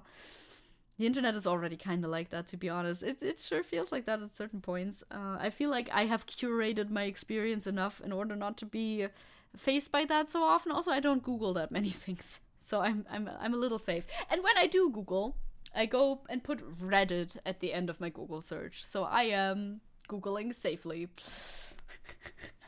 Well, it's a quote of a quote, though. It's a quote of a quote. You gotta put like Isabel quoting hatred, right? Because otherwise, this is plagiarism. Yeah, putting Reddit on Google searches is the only way to get actual human beings to fucking respond to you. Although sometimes I still get websites like Quora or something that pops up. But so I think on Quora, am I tripping, or is there AI responses on websites like Quora too? Because I do think so. Oftentimes the top response is like slightly incomprehensible. Quora feels very weird. It felt weird before, to be honest. It felt weird before the whole AI thing as well. Quora and the other ones, you know, I know in German, I know gutefrage.net. It's like goodquestion.net. That didn't change. They're okay, I guess, sometimes. Sometimes people know what they're talking about. Oftentimes they don't. Sometimes now it's AI? Question mark? Not sure. Anyway, the AI singularity is coming. Yippee! But it's just gonna be incredibly stupid. Yeah, I don't think it'll be used for evil. The AI doesn't have any evil intentions. It's just being stupid and shit posting on the internet. So that's where Internet 2 comes in. I'm kidding. Oh my god. Yeah, last time I checked, Quora was 50% AI and 50% bait bullshit. I'm not often on Quora, but when I am, I do have to scroll past the first reply or the top reply because it's AI. Web 2 was a mistake. And we need Web 3, actually. Web 4? Web 5? Any web that isn't our current one? Oh god, we need to move on. But we're going into our Palestine segment because the believers are in chat. We must move on, okay? Grok will save us. I hope Grok will save us. I mean, at least a lot of the AIs are woke, so if that's anything to go off of, maybe it's not that bad once the singularity happens and everything. Web 3, don't get NFT bros ideas. Just one more web. One more web. Just one more web. Merge webs. It's all just one web. This has been sent to me by Angel Tail as well. A lot of this, not everything. I think all the white ones are my own and the rest is Angel Tail, I think. Oh, I think one of these is also an anti link. I like shouting that out, you know, give credit where credit is due. What happens if you are an Israeli and you show dissidence? A lot of this is like that's the whole segment here basically, because of course there's Israelis, surprise number one. Surprise number two, there's Israelis who do not want to genocide Palestinians. That exists. That's a thing that exists, and I'm glad for it. But they face their own problems, which will be detailed further in here, but also here, I think. Can you pause? Thank you. Knesset Ethics Committee suspended me for 2 months for criticizing the Israeli army's action in Gaza. Silencing of critical voices of Palestinian citizens and anti-war activists is rampant these days. The war must cease. Persecution must end. It's literally 1984 over there in Israel. Who is surprised by this anymore? We've been saying it for a long time. The Knesset 2 hours ago, and I won't be for 2 months able to express my feelings, my opinions in the plenary or in the committees, because the ethics committee in the Knesset decided to prevent me. In the only democracy in the Middle East, a parliamentarian who is representing almost 20% of the citizens of Israel is not allowed to speak out. And why is that? Because I raised questions about the war. This sounds dystopian. This does not sound real. I like that this is pointed out. The only democracy in the Middle East, in quotation marks. Yeah, great democracy you got there if people are not allowed to speak out against your war, against your genocide. I don't think that's how democracy is supposed to work, actually. Excuse me. I think you're doing it wrong. You should stop being able to call yourself that, because you're not. You are not that. Because I am against, first of all, the war and hurting civilians from both sides. If you remember well, 2 weeks ago, when I protested and spoke about the children from 2 sides of the borders, here in Israel and in Gaza, I was told in that same parliament that there is no equality, there is no symmetry between the children, and the children of Gaza brought it on themselves. They do say that. I've heard that multiple times throughout this entire, like, ever since in fucking October. I've heard this over and over again. When you bring up the fact that there's so many children in Gaza suffering because of your fucking airstrikes, Israel will then turn back and say, well, they brought it upon themselves. They are future terrorists. They say, they don't even blink an eye at how horrifying that sounds. Blood-curdling. On every level. So it looks like this ethics committee decided that either I speak exactly what they want me to speak, either I will be silenced. The voice, anti-war voice, is going to be silenced now for 2 months. I promise you. My values, my opinions will be heard. Nobody can silence me. And I will keep and continue to struggle for peace and ending immediate. Yeah, they're silencing people who are in opposition of them. That is not what makes a democracy. You do have to hear out your opposition as long as they're not, like, spouting hateful rhetoric, right? Maybe they would make that claim that it's hateful rhetoric, but it's kind of hard to argue that if the person is literally just saying, hey, let's not do the genocide anymore, please. If that is all they're saying, I think you're gonna have a hard time proving that it's hateful rhetoric. Yeah, you've joined us pretty late into the Israel-Palestine coverage, but there were things that make this not even really that surprising. None of it is surprising anymore, and that's actually kind of sad. Also, Crow you mentioned earlier that you have a similar thing here being Russia. It's basically against the law to support Ukraine in Russia. Again, yes, I've heard of this. I know this. Literally 1984, Volume 2, but this time Russian. It's very disheartening. It's very disheartening, and at least it isn't that bad yet here. You know, that's a thought you can take away, I suppose. I know Germany is really pro-Israel as well, as we know, as we've talked about many times, but at least it's not that bad yet. Yet is kind of important in this sentence. I will keep that in here.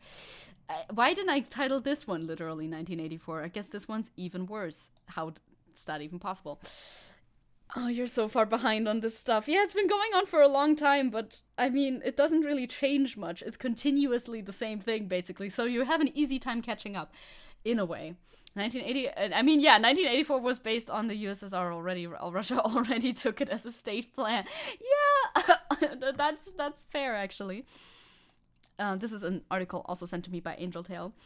Quote, they are behaving in a fascist way, an Israeli Arab lawmaker on the stifling of anti-war voices. Surprise!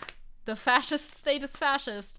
As Israel continues its war to eliminate Hamas in Gaza, this is what they say, you know, by eliminating Hamas, of course, they think of the possible future that technically this is an organization that technically anyone could join. So therefore we need to eliminate every person in Gaza.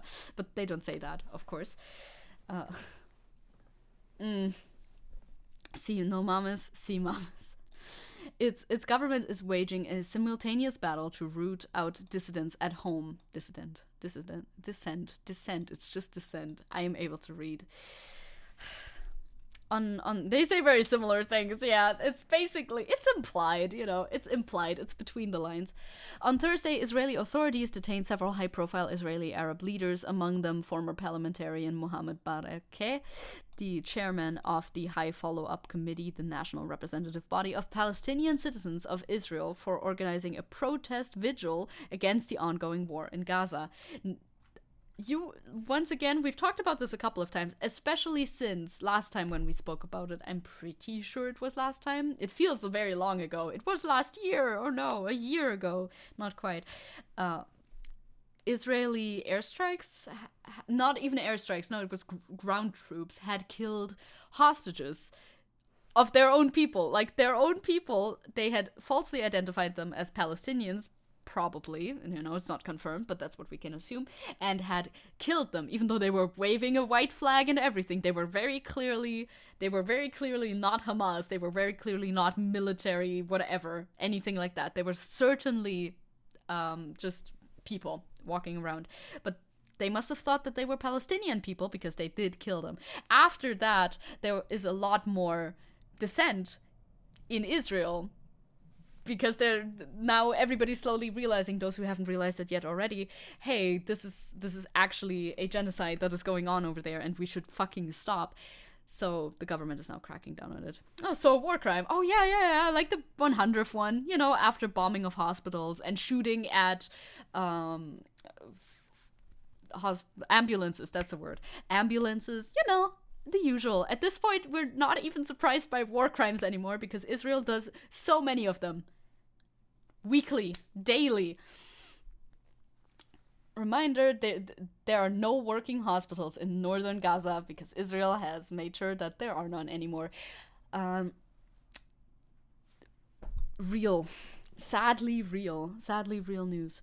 Earlier this week, Israel's High Court rejected a petition by Arab Israeli political parties and human rights advocates challenging a police ban on demonstrations against the war in 2 Palestinian towns. Israeli lawmakers also passed an amendment to the country's counterterrorism law that introduced a new criminal offense for consuming terrorist materials. Right.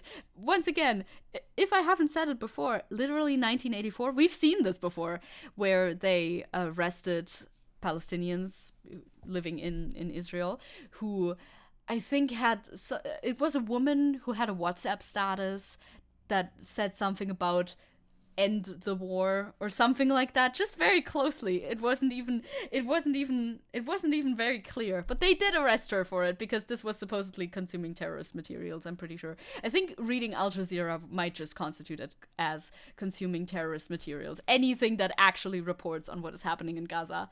Only democracy, yay. Questioning us is terrorism. Which the human rights organization Adalah, the Legal Center for Arab Minority Rights in Israel, warned would criminalize even passive social media use. Exactly, we've talked about this before. Indeed, dozens of Palestinian citizens of Israel is estimated to have been arrested for speech-related offenses. Yeah, I know, at the risk of repeating myself, literally 1984. Look at this. What the fuck is this, bro? How authoritarian would you like to be? Israel, yes, please. Yes, please. Thank you. Including one woman who was reportedly charged with inciting terrorism. Oh, it's right here. My bad. I should have just read ahead. Okay, which read, WhatsApp status, right? May God grant them victory and protect them. That's the only thing that was there. It's literal thought crimes. Because you don't even know which side this is rooting for. Technically, it's not mentioned in here, so it's literally a thought crime because she didn't write anything pro-Hamas or pro-Palestine even. There's nothing in there. It's literally a thought crime. If questioning them is terrorism, then label me one. We would be terrorists in Israel. I'll talk to someone in New Year's, and the first thing he connected to Al Jazeera was terrorism. Bro, Bayern moment. When I knew it was bad, but this is really, really bad. Yeah, it's quite bad. It's quite bad, and it's not getting better either, sadly. So according to Israel, I am Hamas. We all are Hamas, obviously. The crackdown amounts to an attack on the entire Arab population, said Aida Thomas Sliman, an Arab Israeli lawmaker representing the left-wing Democratic Front for Peace and Equality, known as Al-Jaba or Hadesh in Arabic and Hebrew respectively, in the Knesset, the Israeli legislature. Speaking with Time by phone from Jaffa, Thomas Sliman discussed the arrest of her colleagues, the wider crackdown on anti-war expression in Israel, and what it means for the country's minority Arab population. So this interview has been edited and condensed for clarity, of course. That's an interesting answer to this question. Hi MP, hello. Yeah, we're all anti-Semites and Hamas. I mean, yeah, in Germany we are mainly anti-Semites, of course. And then, of course, from the perspective of Israel, we are also Hamas.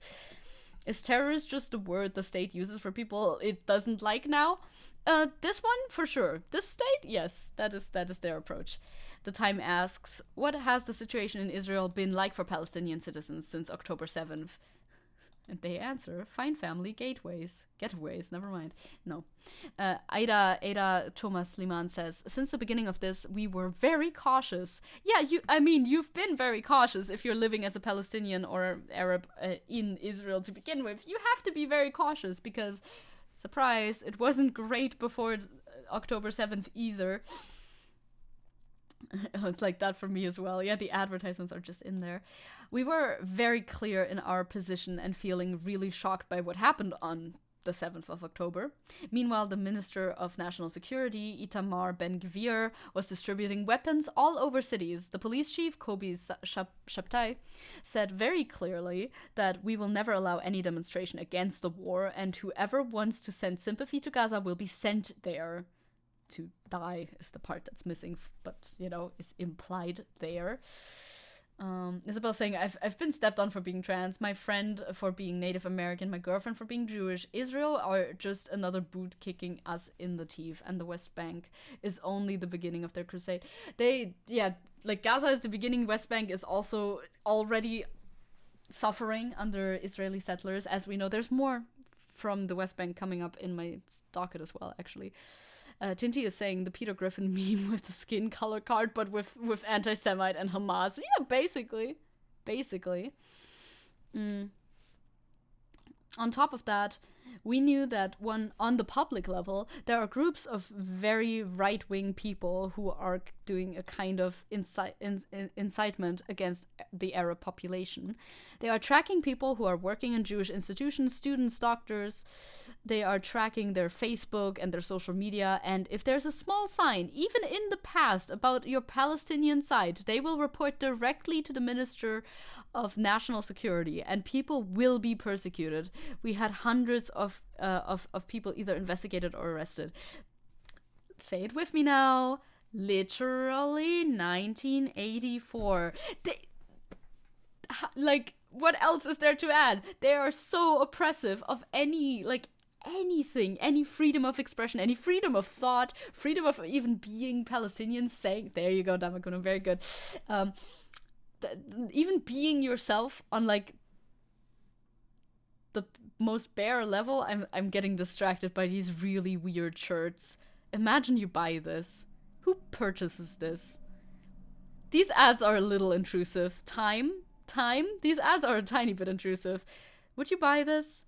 How about the Jesus one? Would you buy the Jesus one? I wouldn't buy any of these personally, but that's just me. Can we talk about the circumstances that led to your colleague's arrest? She responds, we understood that the threat to our population was really serious. Our main concern was not to bring our community to be attacked, so we considered very carefully how we were going to protest. Because obviously you want to protest because your people, it doesn't even matter if they're your distant relatives or whatever, if they're related to you in any way. People are being genocided by your government, so of course you want to protest, but you do need to make sure that you don't put yourself in harm's way more than necessary. Crow saying, you don't even need to do much as a government to oppress people. If you turn a blind eye to people oppressing a group you dislike, it accomplishes the same thing. Exactly, like normal governments that are oppressing their people do it on the down low. They just kind of passively allow it to happen, right? Not this. This is way too active. The first attempt was when the high follow-up community decided to have two big meetings indoors. One was with Jewish democratic forces to start talking about the situation and the position against the war. The second was the massive popular meeting for the Arab community, but again indoors, because we were not sure that if we do it outdoors that it's not going to be dangerous for the participants. The police called the different halls the premises we were supposed to have the meetings in and threatened that they are not allowed to have these meetings, and if they do, they will suffer economically. We were not able to find a place that can be rented, and the police published a declaration that we were not allowed to have those meetings. So instead we did a virtual Zoom meeting where more than 450 people, 2/3 of them Israeli Jews, participated, and it was really powerful and a good meeting. Let's go Zoom! Let's fucking go Zoom! Go get them! Zoom's coming in hot. Zoom's coming in clutch. Yeah, they're not even trying. Israel, the government's not even trying to hide it anymore. I feel like they failed hiding it so spectacularly at this point that they're not trying anymore. Also, we're going to talk about camps again soon, Izzy. We're going to talk about camps soon because of another thing that's in this segment, another link. It's like that world virus game. Yeah, you started killing too soon. Now everyone knows. It's like that. I hope we also manage to stop it like that as a result. The revolution will be organized over Zoom. Who could have seen it coming, you know? Good morning, Victor. Hello, my black and white gloveless sailing Mickey Mouse owners. Yes, we all own this cartoon, which that makes sense in our previous discussion a little bit. It ties back a little bit. They stand clearly against the war, of course. They are the resistance after all. Zoom stream when? Zoom stream. You can actually figure out how to set up your VTuber model for Zoom. So I could do a Zoom stream at some point. I think. I don't think I will, but you know, alas.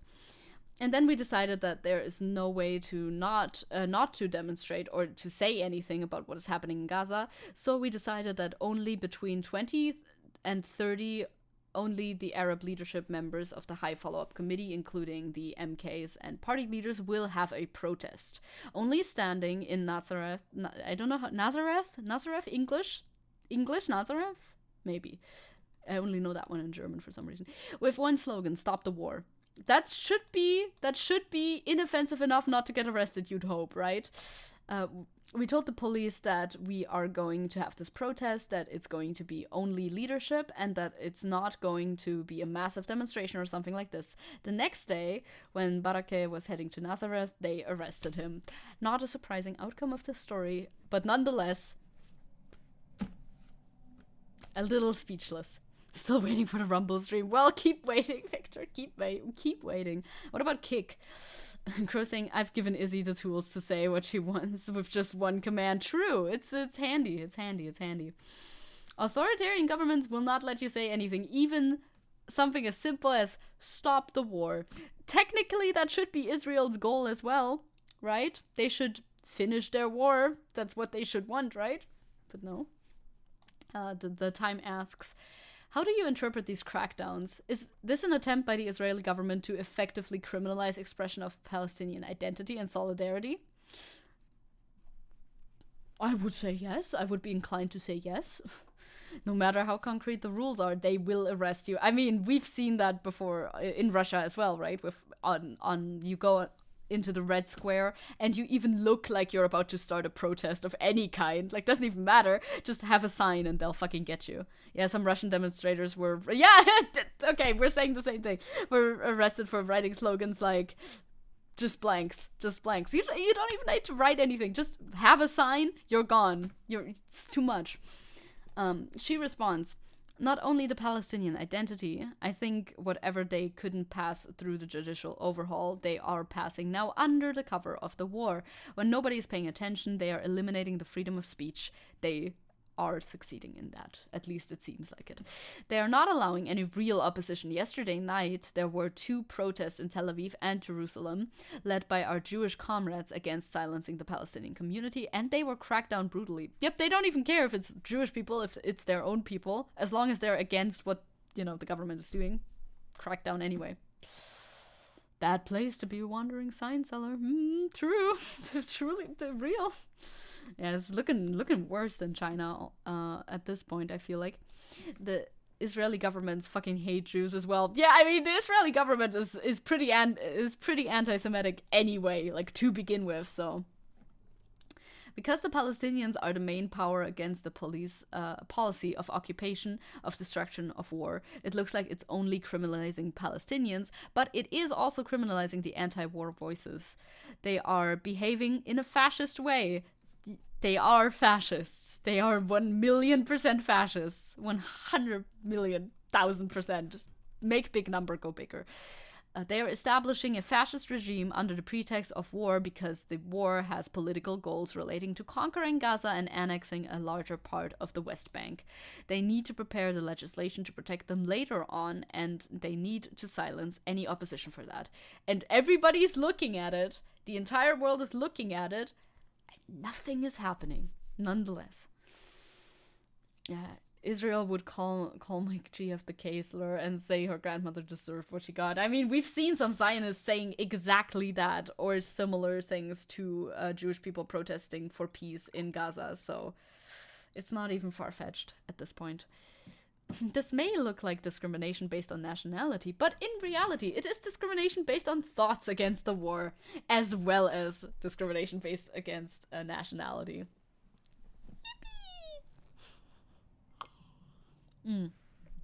As you shouldn't, Isabel. As you shouldn't.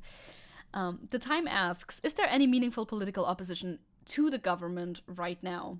I mean, there's opposition in the people, but meaningful, I mean, Not a good vocal tick for covering the news. Not really. You must know, I mean this in a very appropriate way. I'm trying my best to refrain from doing it in real life. I've been successful so far. I was very tempted when the person with the apartment called me to yippee on the phone. I didn't. So that's a W for me. Yeah, the people, however, are a different story. Of course, yeah. I mean, there's people who are very much against the war in Israel too. Tenchi picture! Yippee! Now that's an appropriate yippee right there. No? That's an appropriate one. We can do that one. Do we have a good one? Do we have a great one?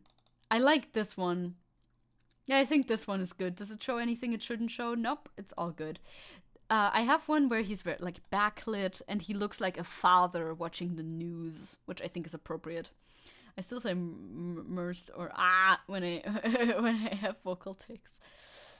Oh yes, perfect. That's the perfect angle. The reveal. Oh, the reveal of the boy. Oh, I clicked away from it on accident instead of clicking on the corner. The baby. Is he watching the news? What's on the news, little guy? The thing that makes it really newswatchy is his elbow. His elbow is extremely, hey, I am a dad who is watching the news. Please don't interrupt me. I am watching the news. Which is appropriate, of course, for this stream. He's just chilling. He is just chilling. You know what's on the news? Oh my god, Seppo, is it advertising? Yippee! It is. Let's roll that ad, baby. If you want to avoid that ad break, you gotta subscribe to the news. That's me. So, do that in order to avoid. Yippee! Where do I put him? Can I put him on the side? Will he cover a lot on the side? Usually not. We could put him, like, to the side of the thing. Or actually, we could put him here. There's, like, a huge box where... But he's, like, the wrong way around for putting him here, technically. It's fine, I think. It's okay. VTuber model reveals, Tenchi picture reveals. Yes, they're similarly dragged out. It's true. Tenchi's vocal tick is calling everything cute, even completely inappropriate things. Yeah, I feel that. I understand. I understand this notion.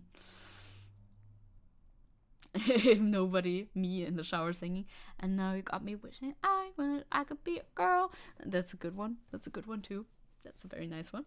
You're very good with the ad transitions. You should, like, monetize that skill and make some content. It's almost like Seppo has made content before. That's crazy. That's crazy. Anyway, moving on. The answer to the question we've read prior. Ad should almost be over too now, so that's good. No mames, Crow. There is political opposition to Israeli Prime Minister Benjamin Netanyahu by Yesh Atid opposition leader Yair Lapid's party, which is in opposition to him because he is not doing enough in their opinion, and they want to replace him, but they are not against the war policy. Yeah, that's always one, what I wonder about, and two, what I think about. I mean, same thing, I don't know why I made it on the list. What are the other options for Israelis? Like, what else can you vote in Israel that's better? I don't know. Pretty high level ad transition, but still not as good as Robert Evans. What? What? Tenchi ad block is the best ad block. Yeah, there could be ads here. Tenchi will protect you from them. I gotta put Tenchi in the actual screen soon, though. We, meaning Hadash and Ahmed TB's Tal party, are the only ones who are voting against. There is no real opposition. All of them are supporting what the government is doing. That's not great. What does this all mean for Palestinian citizens of Israel today? The Time asks, and she answers, you have to understand that many of our workers and employees who are working in Jewish areas are not going to work or asking to work from their homes, because they are feeling insecure. We have seen what happened to our students in Netanya, where they were in their dormitories and they were attacked. Instead of arresting those who were calling death for Arabs and trying to attack these students, they evacuated the students. Yeah, I heard about that too. I'm pretty sure a lot of us heard about that when it happened a while ago. And they are not allowed to go back to their dormitories. People feel that they are under constant danger. It's not a good situation. Oh no, Tenchi Adblock, please save us. Save us from the ads. I think this is like either the last or second to last question, depending how long the answer is. Yeah, it is extremely disgusting. The state doesn't give any protection to Palestinians. I mean, never has, but it's still disgusting and worth calling out. The question from the time is, are you concerned that the policies of this crackdown might outlast the war? Well, that's basically what she said, no? Adblock Tenshi. There he is. It will stay. A clear answer. None of Israel's leaders will dare even try to change it. The atmosphere is really bad. I don't think that any government that will come will challenge these, at least not immediately. It's going to take years. Valid outlook, I think. Crow's saying they were there before the war and they will stay as long as Netanyahu is in the government, if not longer. Depends on who replaces him, of course. And a lot of people do want Netanyahu out, but the other options for replacements are not looking to be too much of an improvement. How do you see this ending? The Time asks. There are signs that they are starting to go for a ceasefire. I don't think it's going to end, really. Netanyahu understands very clearly that the day the war ends, his career is also going to end. There is a lot of criticism and the voices are more and more clear about him. Yeah, that's what we just said seconds ago, right? That he should resign, that he should leave his position, that he is responsible for what happened. So he understands that very clearly, and I'm afraid that he will look badly for a victory photo or a victory moment that can convince people to keep him. How do you see this ending? It's a very loaded question, like hard one to answer for sure.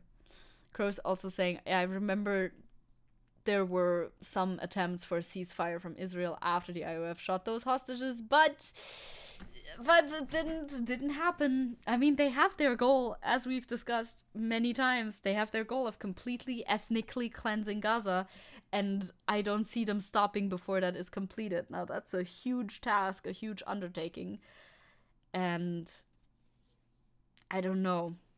I don't know if they would be able to succeed in that, but they sure seem driven, you know? They sure seem driven to get to that end goal. Yeah, Hamas demanded a ceasefire for releasing all hostages, yes, and that was too much for Israel. Yep, basically. Is there anything else you'd like to add? Yeah, this is the last message then, I would assume. She says, I think a message should be clear to the Biden administration. The Biden administration, who was sending more arms to Israel recently, right? That they are as much responsible for what is happening in Gaza. The massacres of people, children who are killed, Biden is as responsible as Netanyahu for unconditionally support and the financial and weapons that are sent to Israel, which just recently they sent more in case we didn't get that. And I'm tired. That's it. Fair enough statement at the end there, I think. Isabel saying Israel is that one team in SWAT 4 who killed everyone, including innocents. I don't know the reference, but yeah, sounds about right. Crow saying the situation was crystal fucking clear for Biden since before October 7th. The United States of America has the best intelligence in the world. They knew about everything the whole time. Yeah, at 100%. 100%. This is not coming to a shock for Biden. Absolutely not. And yet he didn't intervene beforehand, and now he's just fueling it more because he's sending, his aid over there. Well, the government is sending the aid over there, as is our government. It's fucking depressing, dude. It's fucking depressing. Yeah, Joe, please stop sucking off the IOF. We don't live in the neolib age anymore. Please, we want to be I don't vote for Joe to begin with, but we want to be able to vote for you. We, the Americans, that I definitely am. You're making it really hard. As is ours. Yep, that's a collective handshake emote, but sad. Surprise. There's some more. These are Twitter posts about joining not joining, actually, the IOF. This is a video that's been going around a lot. I've seen it on TikTok. I've seen it various places. So I would like to show it to you too. Crow saying, though I learned when looking up Putin and Netanyahu that he even asked Israel to lay off with the civilian killings. If fucking Putin tells you to kind of like chill a little bit, you've got to really look inward and ask yourself, who am I? If Putin tells me to calm down a bit, like, Jesus Christ. Yeah, exactly what Crow said. Yeah, I'm an honorary American. Yeehaw, partner. That was my eagle. My eagle once again got worse. My eagle fluctuates between being okay. No, it's never okay, I think. Between being almost okay and being really bad.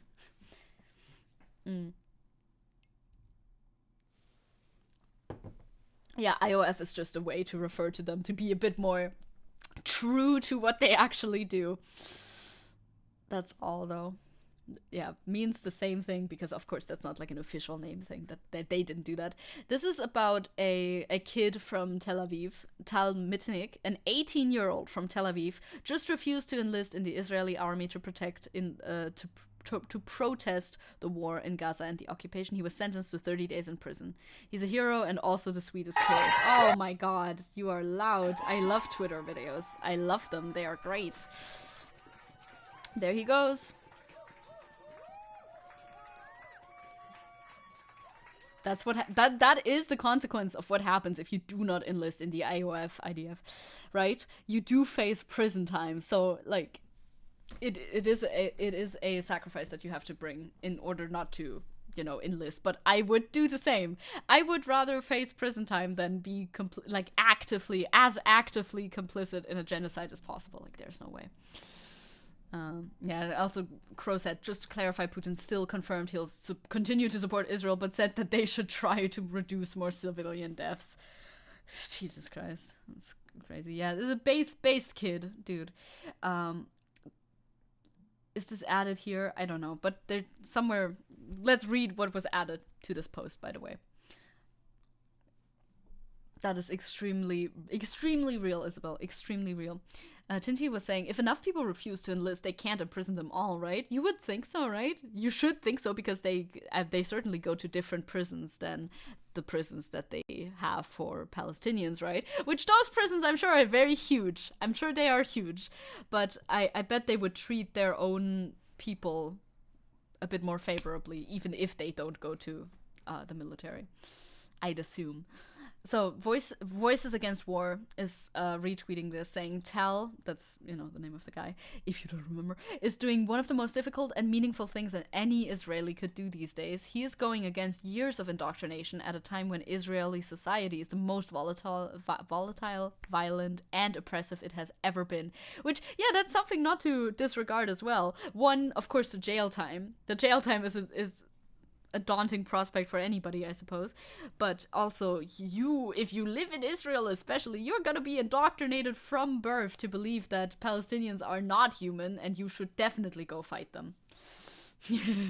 Victor saying, do you like your videos too loud? Are you tired of your 10-second video loading instantly?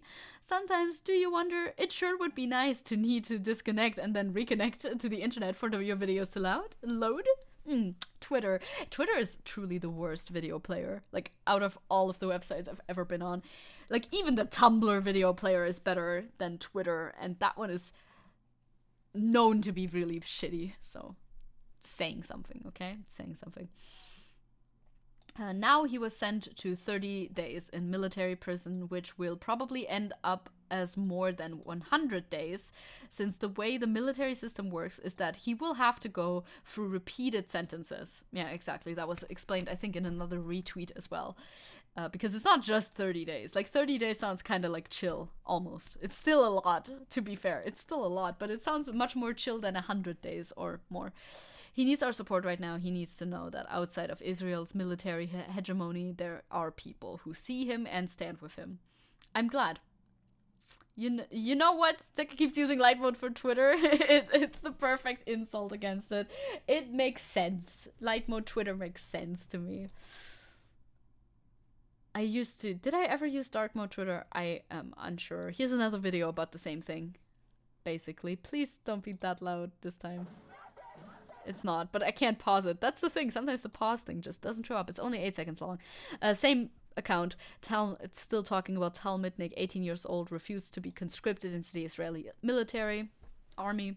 Israeli anti-occupation activists escorted him in a demonstration and called "Soldiers Listen, Refuse to the Massacre," because they can't do that. You know, there's this kind of cheesy quote. I feel like I only know it in German, but it's very easy to translate. What if there was war and just nobody went? It kind of has a point, though. I know it's not nearly that simple. Obviously, it isn't. It's a big simplification, but it has a point, doesn't it? Victor saying, "God damn it, I hate the military so much. I'm very much biased, but I hate all military." We hate the military here. You're in good company for this opinion, I think.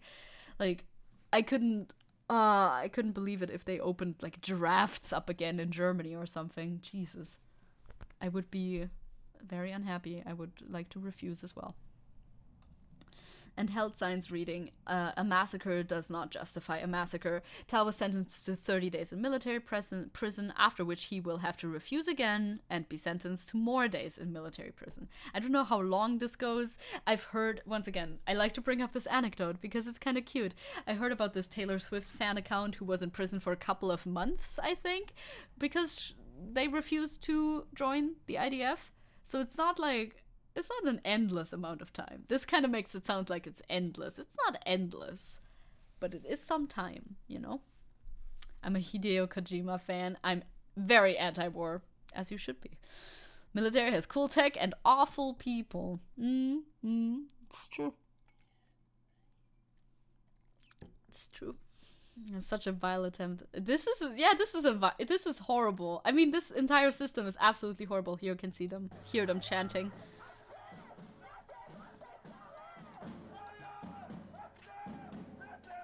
I don't think they're chanting in English, so it's okay if it's not too loud.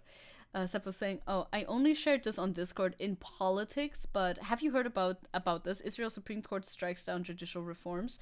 I don't think I have, no. I don't think I have yet. Yeah, it's Hebrew, right? Yeah, I'm like, this is not English. I don't think, at least. That just jump scared me. My phone is still not on silent.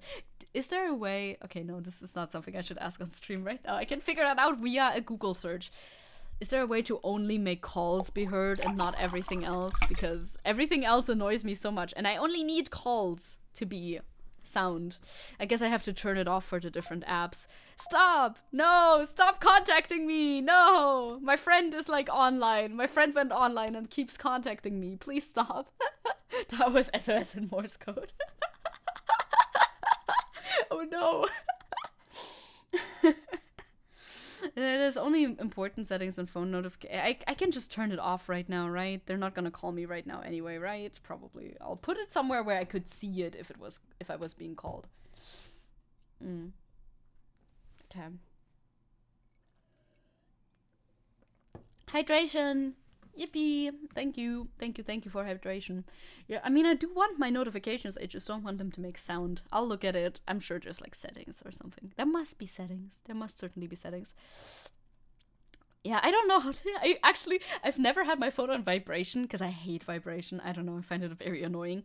I don't know where that setting even is. It's fine. I just turned it off right now. I can see when the phone lights up. So if I get a call, I would be able to see it. It's okay. It's okay. It's okay. It's okay.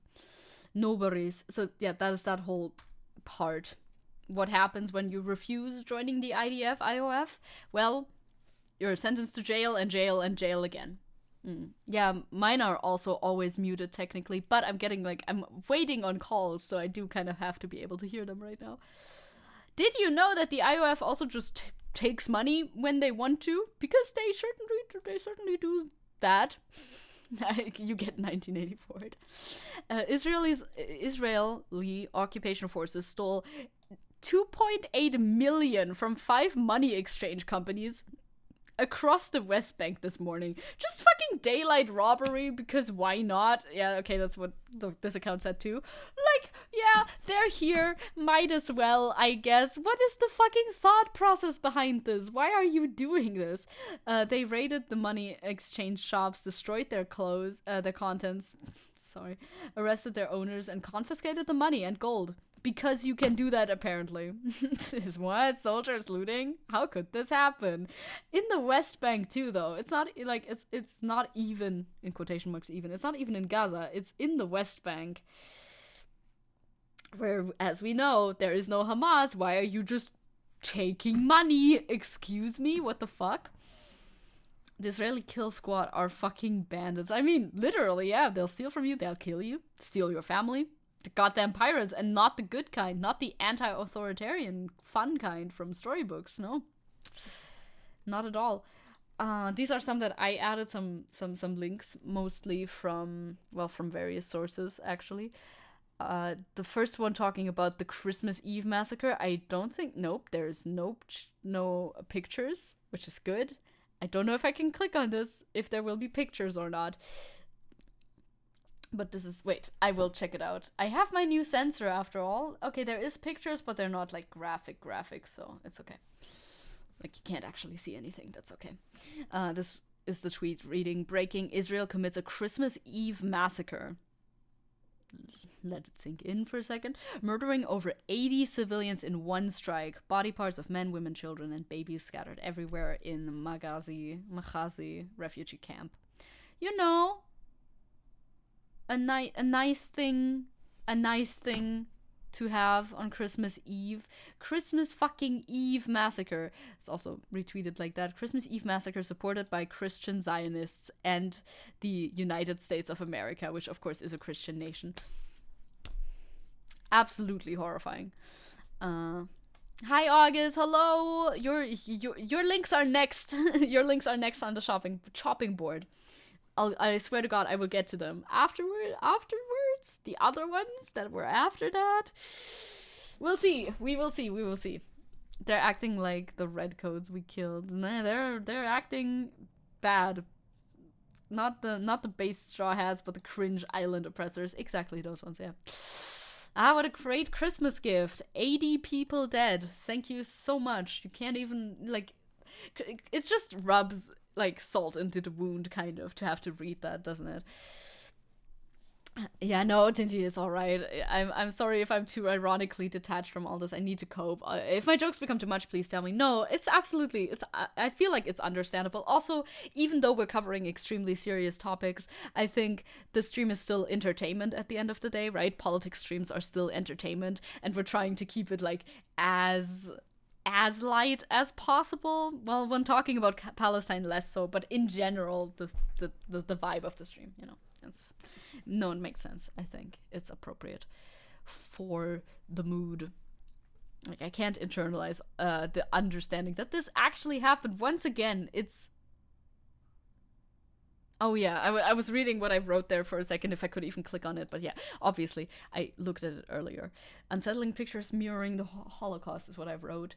I guess that's quite appropriate. You may have seen these pictures as well. This is video of Israeli forces invading and destroying a stadium in Gaza, turning it into a detention camp. There are reportedly hundreds of Palestinians being held under horrific conditions in the stadium alone, stripped naked and abused. This includes men, women, and children and elders. Also, again, this is the same person that retweeted it because, you know, that their tweets are on my For You page a lot, saying, "My fellow Jews, how can you not look at this and not see your own past? How can you look at this and not see what Israel is doing?" I don't know if there is audio, there is no audio.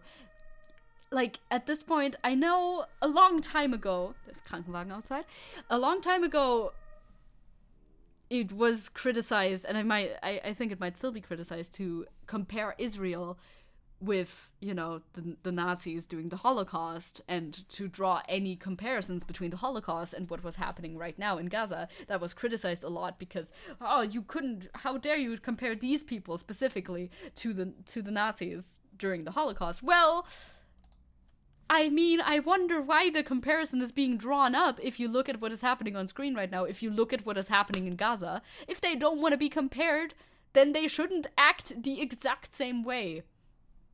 Maybe. Yeah, Damakuno, I feel and understand that. Hi, Antir, hello. These videos where they're just grouping them all up. It begs comparison. It begs comparison. I wouldn't compare it if they stopped acting like it. Exactly. It's like clear as day. At this point, the comparison is becoming valid. And it's not... Making a comparison here is not at all invalidating the Holocaust. Not in the slightest. The comparison is being drawn because of the horrific nature of the Holocaust. That is exactly why the comparison is drawn. So it's not like making it like small in the eyes of history or anything like that. Hi, Antir. I was out for work. Was the missile barrage from Hamas on the New Year's Eve also discussed on the docket? No, I didn't even get that one. They didn't get fireworks. They got a missile barrage. I'm not shocked. Once again. Yeah, they're acting like feudal lord mercenaries, killing, pillaging, raping their way through the West Bank and Gaza. They're just taking whatever, whatever they want. They're doing the same freaking thing. Yeah, Holocaust comparisons are usually cringe, but a fascist government committing genocide is just, it's very close. It is so close. Yeah, I also don't like when people jump to Holocaust comparisons for, whatever. Quickly. In whatever way. I hope there's no graphic images on here. I don't think there is, but I'm not 100% sure. Should I pre-watch this before I show you the rest of it? Oh, whoops, that was the wrong thing, sorry. I need to make a new one of those, by the way, a new Be Right Back screen. I want to make like a cute Be Right Back screen. Maybe also animated. I'm not even gone that much during stream, but... I'm trying to pre-watch to see if they show like graphic images in here or not, because Twitch does not like that, and I don't want to show you that without warning either. Aside from the point that Twitch wouldn't like it, because you never know with these. Obviously, yeah, pre-watching it is definitely safer. I thought I saw parts of it, but I don't think I watched the entire thing. And I usually don't watch with like a laser focus on whether or not there's anything in there, but I can show you now. Yeah, I mean, it's horrifying. The video is extremely it's horrifying enough without there being any blood or severed body parts. It doesn't need it. The shot through the chain link fence and everything, and this is something that they filmed, obviously. You can see like the text on it, right? It's obviously shot by them intentionally. This is the type of shit that you're supposed to cover up. Don't you know that? Don't you understand that you're not supposed to be showing this around to the world or to your own people even? Like, this is not the shit that makes you look good. Surprise. Yeah, absolutely treated like cattle. Yeah, they are proud of it. We've seen, I don't know how much of that I have, but we've seen many examples of the IOF being proud of whatever crimes they're committing. You may have seen this post on Twitter, if you are on Twitter. If not, maybe not. Instagram too, I think. It was posted by one of the journalists that we've been following through, well, the entire genocide ever since October 7th. It was Motaz who posted this, and this sparked, well, it didn't really spark a lot of controversy, honestly. Every post that I saw reblogging it was basically of the same mind, but I want to show it to you nonetheless, because this was posted on New Year's Eve, I think, still. A very, very straightforward message. Also, I hope Tenchi isn't covering anything too important. No, I don't think he is usually. He posted, "You are all useless without shame watching us getting killed one by one. Will wait my turn to be killed by Israel, and believe me, you are going to do nothing." Which is extremely sobering, but also it makes sense as a post. This post has been going around a little bit, being reblogged mainly by people saying, if you take offense to this, you shouldn't, because, well, it's a valid point. That's the only post that I've seen made about this. So I don't know if anybody actually took offense to this, but there's always somebody on the internet who would take it that way, who would look at this and say, how dare he tweet this? How dare he Instagram this? No, it makes a lot of sense. If we're talking in the scope of the entire world, yeah, the world has been quite useless so far for the majority of people in Gaza, because they are in fact not being saved by the intervention from around the world. And I think it is extremely nice to see people coming together all around the world in, their different communities and showing support for Palestine. That is great, like actionably great for Palestinians who are not in Gaza right now, right? Like Palestinians who might be living somewhere else around the world, and then they see in their own communities that people are standing up for, like rallies and all of that, standing up for their distant relatives or whatever. And that is very nice for them. But for the people in Gaza, there's been nothing. Crow's saying, I feel like that's true, but said in a way that doesn't invite more support. That's exactly the conversation that I wanted to be having here as well. That's the part that I wanted that I wanted to talk about. Like, I understand why he posts this. I understand 100%. It's not wrong, the content of this. But I don't really know if it's like I don't think this is going to motivate anybody who wasn't already doing something, or maybe even all that they could, to do more. I don't think this invites people who would do something to do more, basically. But, I'm not going to criticize him on this a lot, because obviously, like, bro is in Gaza right now. Bro is in an active war zone where living through a genocide. I'm not gonna rain the criticism about the rhetoric down upon him. That seems a little unfair. I just wanted to talk about it a little bit. Yeah. Seppo saying, to be fair, the whole world is pretty useless for the most part. Yeah, that is extremely true. Curtis saying, I can't blame them for expressing this. It is how they feel, and they should express their emotions. Exactly. Same. Isabel saying, I will make damn sure everyone remembers the crimes of Israel. Well, yeah, I am the handshake emoji once again. I'm trying to do my part. It is extremely fair to say so. Now, if this is going to bring more people into action or not, at this point, I don't even think it really matters, It's just he felt the need to say it, so he posted it. And end of discussion there, basically. Crow is also saying, I can't imagine the state of mind of people in Gaza, right? Like, once they even have time to think about it, right? Yeah, the emotions they feel are unimaginable, and we shouldn't stop them from expressing them. Yeah, some would agree. Yeah. That's basically all. The only reason why I really wanted to bring it up is because I saw so many people retweeting this specific tweet and talking about it more and saying whether or not people should judge or shouldn't judge. But actually, like I said, I've not seen anybody saying, I can't believe he said that. I've only seen people saying, you shouldn't say that. So there's that. Israeli comedian being a dickhead? Who would have thought? Comedians are such assholes. Oh god, wait, I can't pause. I need to control the volume via a browser extension because Instagram doesn't have volume control here. At this point, it feels the only people still in need of convincing are the ones in our governments. That's the sad truth of it, because the majority of the public in most places, America for instance, is in favor of a ceasefire. It's just the government who's not doing that. Isabel saying, if I was in their shoes, all I think is in my head is nobody is coming for me. Valid. Also, I know why I'm getting so many notifications. Evan is reacting to my last Ace Attorney VOD. That's why I was getting so many notifications. It's like, thank you, friend. I will read them later. So first of all, comedians all suck ass. Are there still good comedians out there? Yes, there are. But a lot of them, the ones that I notice negatively, are super annoying. The most annoying people out there. Like Mario Barth in Germany, for instance. Bro is so annoying. I hate him so much. But he still doesn't hold a candle to this guy,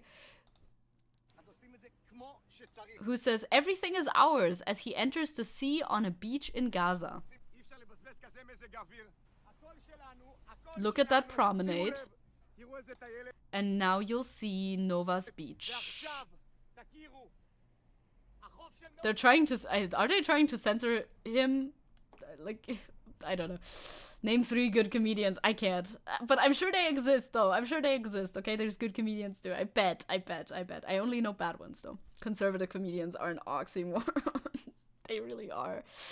So he goes on, says this. And runs into the water.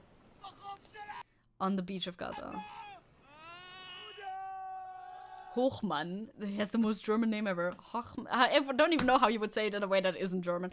Attended the 2022 World Cup in Qatar, where he claimed on social media that he traveled to make peace. Oh yeah. We want to do peace. Where are you from? Good reaction, I think. Good reaction, okay. And Mario Barth made a new comedy show about trans people. I don't even want to watch it. All I know from his like latest thing is he opens the show, which might be that one, but maybe not, I'm not sure, with, well guys, I'm not gonna use gender inclusive language and you can't make me, which is so annoying. Like, just shut up, just be quiet. Like, you don't even have to use gender inclusive language in your stand-up. Nobody gives a single shit. Just stop being so fucking proud of not doing it. Like, God. It makes me want to pull my hair out. It's just so annoying.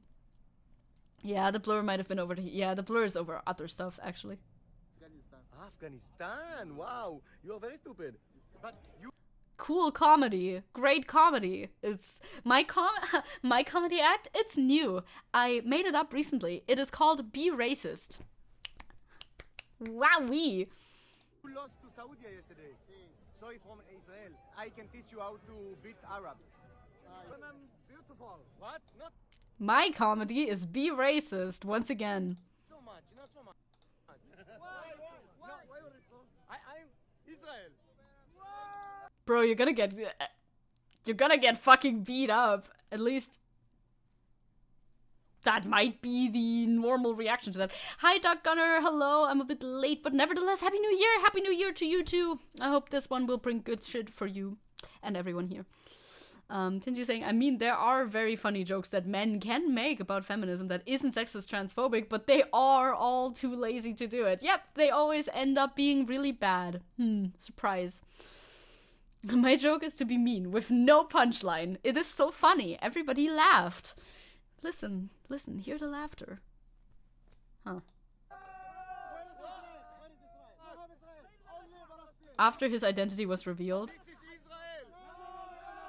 We will Okay. They didn't write anything else after that. fight to death to bring our hostages.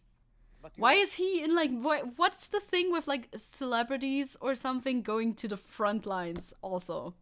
I have a question about that. The best comedians are those who can make people laugh without offending anyone. Yeah, like, drawing from their own experiences. How about that? Poke fun at your own, like, experiences. Isn't that the whole point of comedy, I thought? Oh, no? Well, I guess I might be wrong. Yeah, I feel like he wanted to be punched on camera to make himself more popular. That's probably true. Like, kind of low-key wishing it happened, but also would have been bad. Yeah, you're right. It would have been bad if it actually happened. what will be the picture of the victory? The victory will be when Gaza will go in fire, that God will look up and say, what is this? What the fuck was that last comment? You're not even making any sense to your own fucking, like, rhetoric. Your own rhetoric is bad. Jesus. I've heard of Johnny Somali, I think. Absolutely rage baiting IRL. The punchline would be the punch delivered to his face in that case. Maybe that's what he was waiting for. Well, it didn't happen. Sorry. Didn't validate that. Faster, take it faster. Oh, yeah, I'm losing a little. You didn't even bet. But, yeah, I'm also losing a little bit of hope for the completion of the docket today. But, you never know. Miracles could happen. Can I share a vid that satirizes conservative comedy again? Wait, we've already seen it though. But you can share it. You can share it, yes. But I won't click on it. But other people can click on it if they haven't seen it yet. Because I have seen it. Yeah, that makes sense. You can share it. I just won't click on it. Also, Angel Tail shared to me an Instagram post that could be interesting for anybody in the UK. God, I have notifications on Instagram. Leave me alone, please. That there's a march on the 13th of January, National March for Palestine, ceasefire now, 13th of January. Assemble central London at 12 noon. Ceasefire now, stop the war on Gaza. Yeah, National March. We've read basically the same thing. So if you are in London, maybe, or nearby. Hey, Evan, are you still in London at this time? I don't think so. I think he's back in France. You can go. I don't think I have a lot of viewers from the UK necessarily, always, but You never know, you know? We want to spread some awareness, why not? They're basically recapping once again, Israel has killed over 18,000 Palestinians. The number is climbing. There's the link. Let's go, Crow. It's a funny video. I do recommend you watch it in your own time, later. Open it in a new tab for later. Don't click away from the stream. No. You have like 20 minutes of stream left anyway, so you're fine.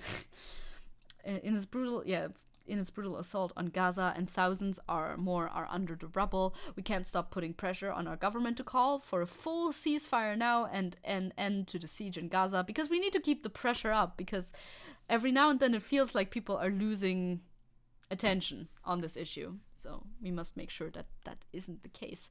We need to ramp up the pressure and increase our numbers. Please join us in London on Saturday, the 13th January 2024.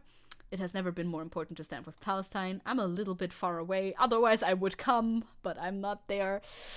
In the build-up, please help us mobilize support for the march. Trying my best by taking part in the days of action in your local community on 16th December and 6th of January. Governments are a Sisyphus rock you have to push. It feels like it. It honestly does feel like it. I wonder if there's a website for compiling dates of protests. That would be super helpful, but also hard to keep up with, because there's like so many, which is good, right? It's good that there's so many protests, but it's hard to keep up with. And as you know, one must imagine Sisyphus happy, and we all will be. Exactly. Positive mindset, positive mental attitude, PMA. I recently learned that this is actually a thing that comes from British schools, apparently. I thought that was a satirical streamer thing, I thought fucking Tyler 1 invented that, honestly. But apparently it's a school thing. The more you learn, huh? I thought, my bad, I guess. That's the first time I heard about it, I'm pretty sure, but okay. It's where you learn things from. Sometimes you think they come from there. I first heard it from a shitty techno band. Nice. That's a good source for positive mental attitude, I think. Let's go. We will cover Lithuania's gay propaganda law, because August must have left one of the many discords that they're in order to join our Discord, so that they could send us these links, so we better look at them. Right? Oh my god, Tyler 1. I do like watching some Tyler 1 every now and then. Back when I watched a lot more League streams, I watched him more often, but now I don't watch League anymore, because otherwise I might want to play League again, and that's bad.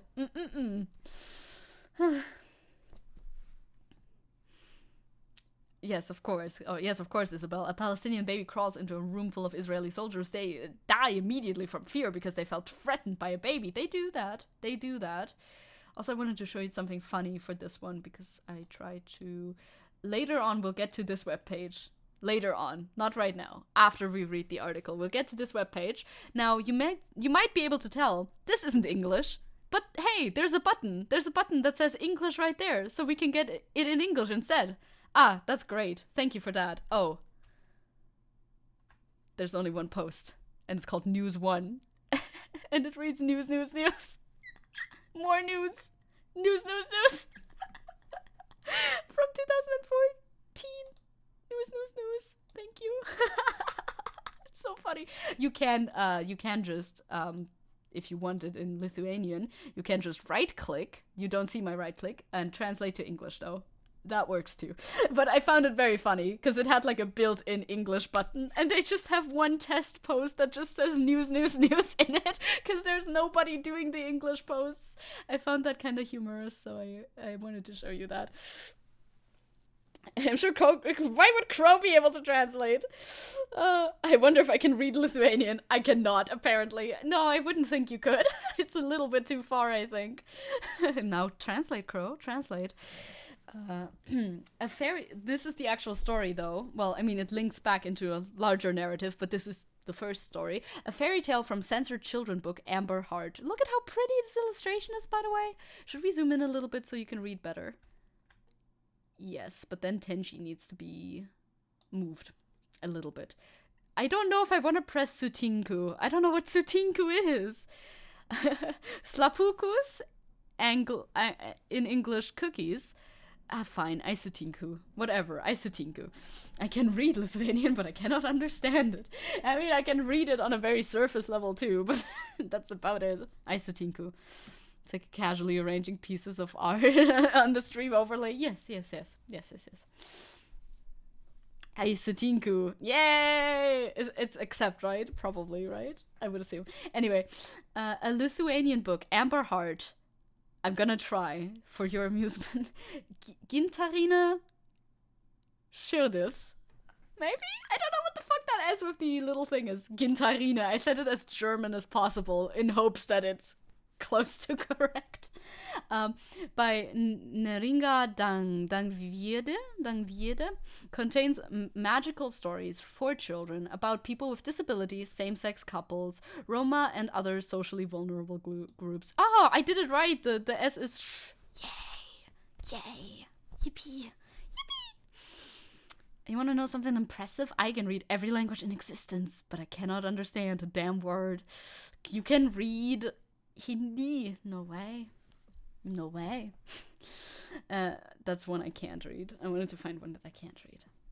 Here you can read one of the fairy tales in the book. Oh, that might be nice, actually. Also, where's here? Oh, is it here? Where's here? There's not a link. The tale of the princess, the shoemaker's daughter, and 12 brothers singing as nightingales. That's cool. Oh, below. Okay. That's cool. Yeah, you can read Thai and Burmese. Those are like hard to read. Like it's a whole different writing system. I cannot. The Lithuanian University of Educational Sciences that published the collection removed it from bookstores and proclaimed it to be harmful, primitive, and purposeful propaganda of homosexuality. You know what? I think I'm gonna remove every single children's book, romance book in general, because I think it is harmful, primitive, and purposeful propaganda of heterosexuality. Like, stop it. You're trying to turn all the kids hetero. You're so propaganda-pilled. You need to fucking cut it out. On top of that, the Lithuanian Office of the Inspector of Journalistic Ethics, that's the other link, that's the other website that has the English news post, concluded that 2 fairy tales that promote tolerance for same-sex couples are harmful to minors and should be marked by the index N14, so 14 plus, I would assume. The whole world turning a full 1984. It's all 1984. A few Lithuanian NGOs decide to defy censorship and reprint the amended version of the book. Here's the English version of one of the fairy tales that was considered to be detrimental to minors.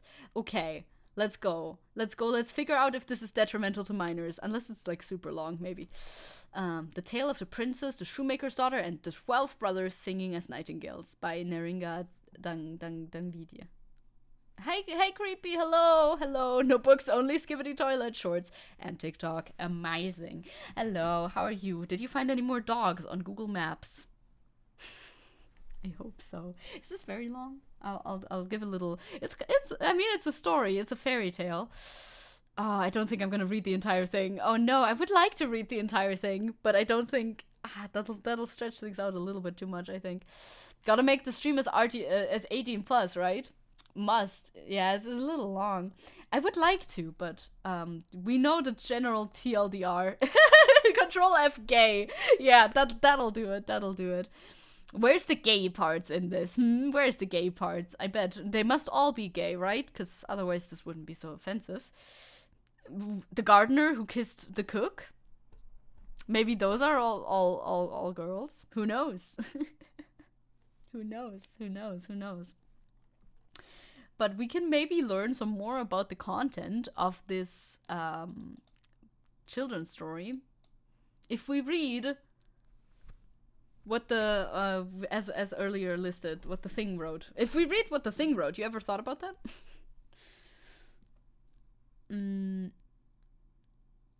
You'll try later for dogs. Very good.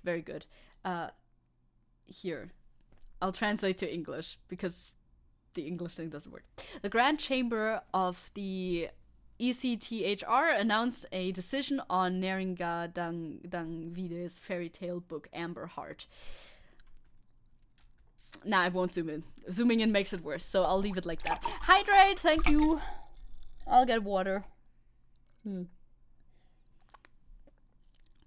I hope, by the way, that this is good Google Translate. I hope so. I hope so. Because I know for German it's pretty good, but for other languages, it's so-so. In 2023, January 23rd, the Grand Chamber of the European Court of Human Rights, hereinafter the Court of ECTHR, hereinafter ECTHR, announced a decision in the case Makate versus Lithuania, petition number so-and-so, which stated that Lithuania violated the Convention for the Protection of Human Rights and Fundamental Freedoms, hereinafter Convention, Article 10. So if it's primitive, are they admitting that same-sex couples is actually something perfectly natural that has existed for the longest time? Victor, good point.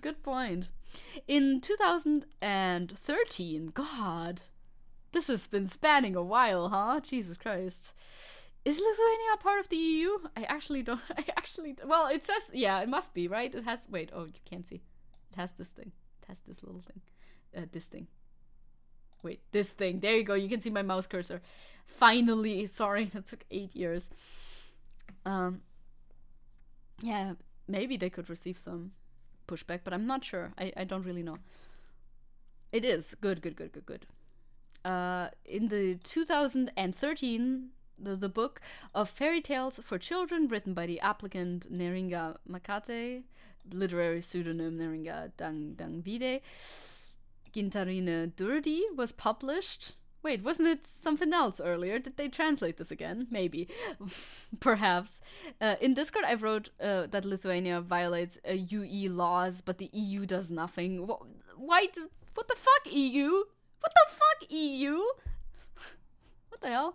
Prepared on the basis of traditional fairy tales and intended for 9 to 10-year-old children, 2 of the 6 tales featured same-sex romantic relationships. The Office of the Inspector of Ethics of Journalists, that's this website, based on the law on, I think. No, it is not. Based on the law on the protect of minors from the negative effects of public information.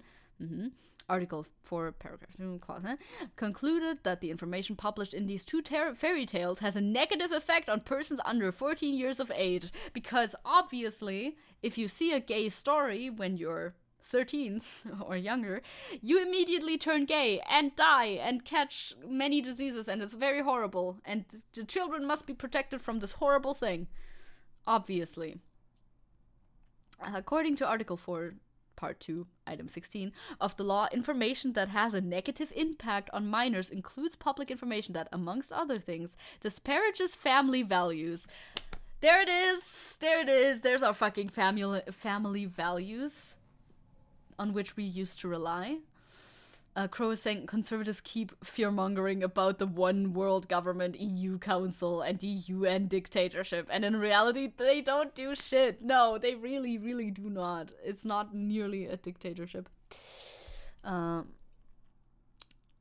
Promotes a different concept of marriage and family formation than that enshrined in the Constitution of the Republic of Lithuania and the Civil Code of the Republic of Lithuania. Those are extremely archaic. They are so archaic. Holy shit. Victor saying, just like if you see a straight story, you turn straight. As we know, gay people were never exposed to straight couples. Exactly. It's like, that's the whole crux of the argument, right? That's the dumbest shit. It's so easily disproven by just pointing out that there's still gay people, even though there's so many straight relationship stories, and without a doubt, every single gay person has read or seen or heard or watched a straight relationship story before. But like, nobody cares about logic in this case whatsoever. Taking into account the recommendation of the Journalist's Ethic Inspector Service, the publisher marked the book publications with the warning may have a negative effect on persons under 14 years of age. The applicant appealed to the Lithuanian courts regarding possible reaction of freedom of expression and discrimination. The courts rejected the applicant's complaint. Why? Why? Yeah, this is legal things. In 2022. God, this takes so long, right? Submitted in 2019. In 2022. meeting was held. God. Oh, I didn't know that quote was a quote. Huh. Nice. Why 14? Why not 99? It's just as arbitrary, honestly. You're kind of falling into their trap. The laws and arguments they use to ban LGBT media, people are not the reason they do that. They see it as degeneracy, and hence they ban it. Yeah, I mean, duh, obviously. Like, they just hide behind the pretext of this and then do what they want to do because they are homophobic. Whoa, no way. Same one. Oh, double pull. Is that rare? I bet that is rare. The applicant, based on Article 10 of the Convention, complained that the publisher's decision to temporarily stop the distribution of the book and later to mark the book with a warning about the possible negative impact on children under 14 years of age was made because the book had a positive portrayal of same-sex relationships. The ECHR found that the limitation of the applicant's right was established in domestic law, that is in Article 4, Part 2, Clause 16, which we've heard earlier, having established that the contested measures were aimed at limiting children's access to content depicting same-sex relationships as equivalent to heterosexual relationships. Yeah, maybe we should think again about these laws. Hi, Tanji. Hello, Tanji. Hello, little guy. Is this a little guy feature? Little guy feature? What do you think about this in Lithuania, Tenji? Tell me your thoughts, please. My Canva fails me. Maybe.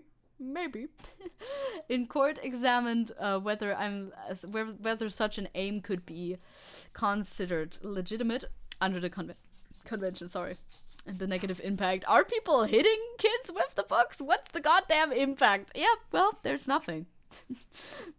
Tenji is here to end the stream. Why are you in a camp? Why are you in one camp more than the other? You don't even have any stakes in it.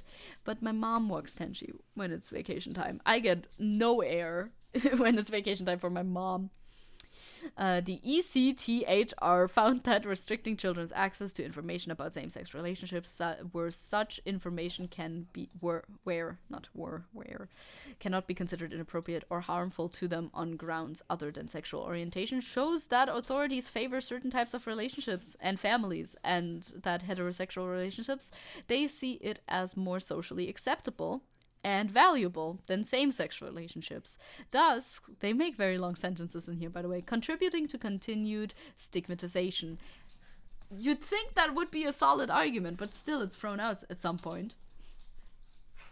I'm in the team in which less people lose. Fair. And a little bit of chaos too, I would assume. Therefore, such restrictions are incompatible with the concept of equality, pluralism, and tolerance that are characteristic of a democratic society.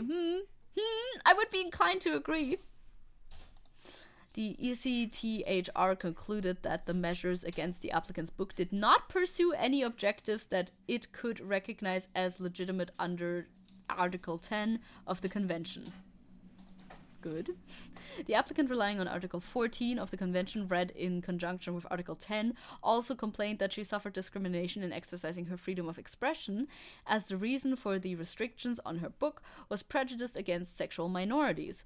Given that the contested measures were essentially directed at the LGBTI content of self-expression, and not at the author of the book herself, the ECTHR, that's such an acronym, huh, considered that this main issue was sufficiently taken into account in the above assessment in concluding a violation of Article 10 of the Convention. Therefore, the majority of the ECTHRSC decided that it is not necessary to separately examine the applicant's complaint under Article 14. Well, fair enough, I suppose. The ECTHR awarded the applicant's mother €12,000 in non-pecuniary relating to or consisting of money. Okay, like not monetary damages, but more like emotional damages. And then these are the monetary damages, I think. Damages and 5,000 in litigation costs. Oh, okay, good. Yeah, non-monetary, yeah. Yep, that's that. The judgment was accompanied by a particularly dissenting opinion of ECTHR judges Yudhiskava, Lubada, Guerra Martins, and Zünd, joined by Judge Kures. Must be a hard to translate word. I suppose so, yeah. In a particularly dissenting opinion, the judges fully agreed with the conclusion that the measures taken against the applicant's book did not pursue any legitimate aim and therefore violated Article. They concluded this, and yet still nothing happened after that.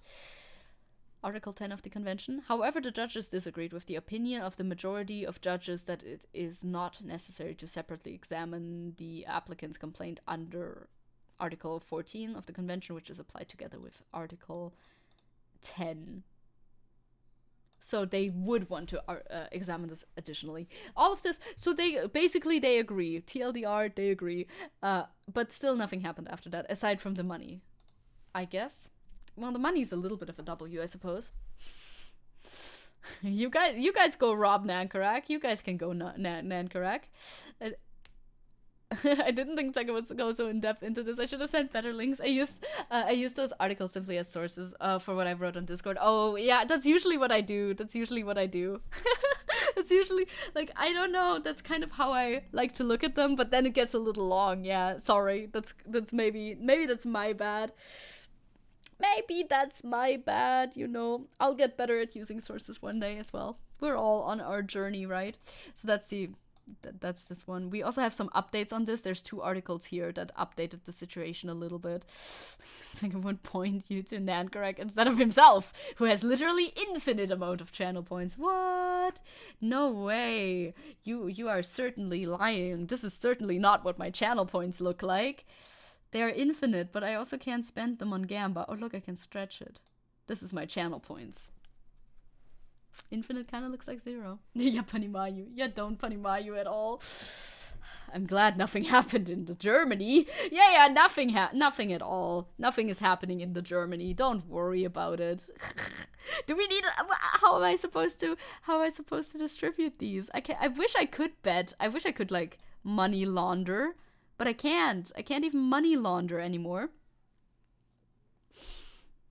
So sad. Yeah, I know. It's been 3 hours. Oh, uptime didn't work. No mammies. What are you striking for? More channel points? I can't give you more channel points. I don't think, actually, at least. Maybe we can like scan over it. There it is. There's uptime. Why didn't it work the first time? I don't know. But we are gonna finish this part. Maybe I won't read the entire article, and then there we go. Commands have to be in their own message. Oh, okay. I wasn't aware.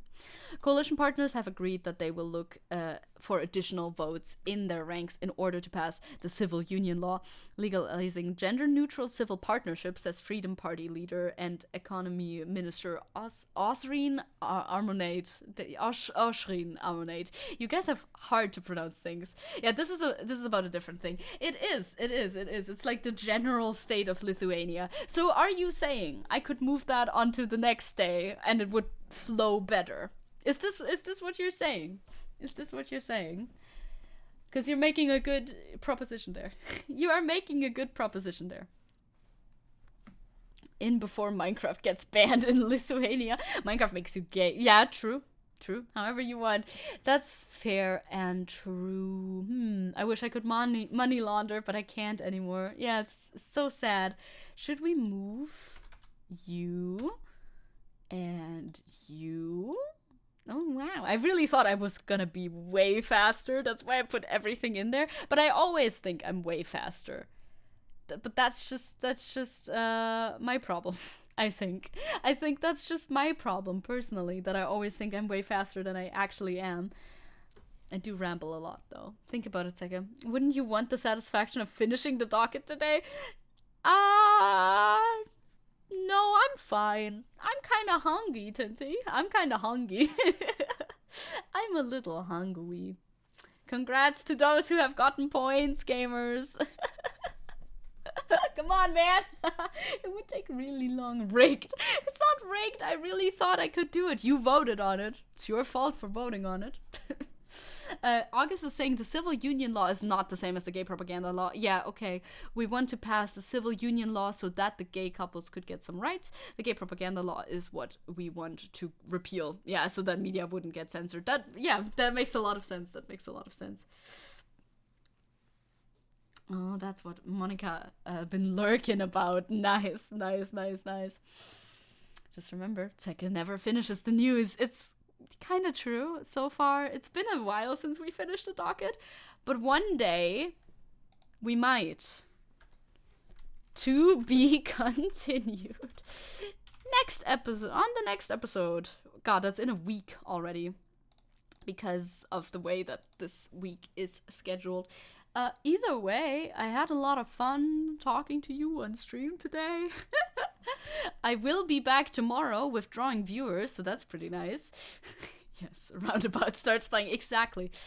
This got done, this got done, this got done. Very nice. Who do we have? Who do we have available for Raid Arenos? I really liked the discussions we had today. I mean, it also made it a bit longer because we watched a video that we didn't think we were gonna watch, in my defense. But I really liked the video, so there's that. Oh, Monica! Oh, that's what you meant! That's what you meant with the lurk. We have Monica. Oh, you're playing League of Legends? No! I want to watch League of Legends, maybe. Would it be fair to ask if you're playing alone? No, we should raid Monica probably. I always like we've talked about this before, right? I prefer raiding people who are playing by themselves. Hey, PixEXE, thank you for thanking me. Thank you for thanking me. The most normal thing. What? Stream's lagging? No way. Yeah, drawing viewers. Yeah, that's how you got to grow your channel, drawing new viewers to it. Haha! So true. No, I'm slightly kidding. Yes, I think we should raid Monica. Yes, that one. And two, no, nothing else. I was just going on about how it's nicer to raid people who are not in a call with other people, but, you know. That's life, isn't it? Okay, I will be live again tomorrow. Be there in order to be entered upon the wheel of viewers. The wheel will choose who I draw, so, you know, I don't have to make decisions. It's only vibe-based. I do not look at any references unless I already know things. I'll give you command now. Command, go ahead. Go ahead, enter the command thingy. Of course, August, thank you very much for sending links.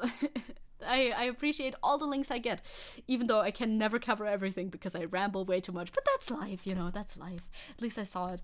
And I'll see you tomorrow. Have a good one. Be nice. Yeah, raid message. Exactly. Last time we forgot about that, and then I had to write something myself. Oh, the misery. Be nice in the raid. And see you. See you next time. See you tomorrow or next week when we do more news again. I can update you on the apartment too next week, so that'll be interesting. That'll be hype. Bye-bye. Good luck to you all too. Goodbye. Bye-bye. Bye-bye. Gonna get a snack now. Yippee! Does that count? I guess it does count. Bye.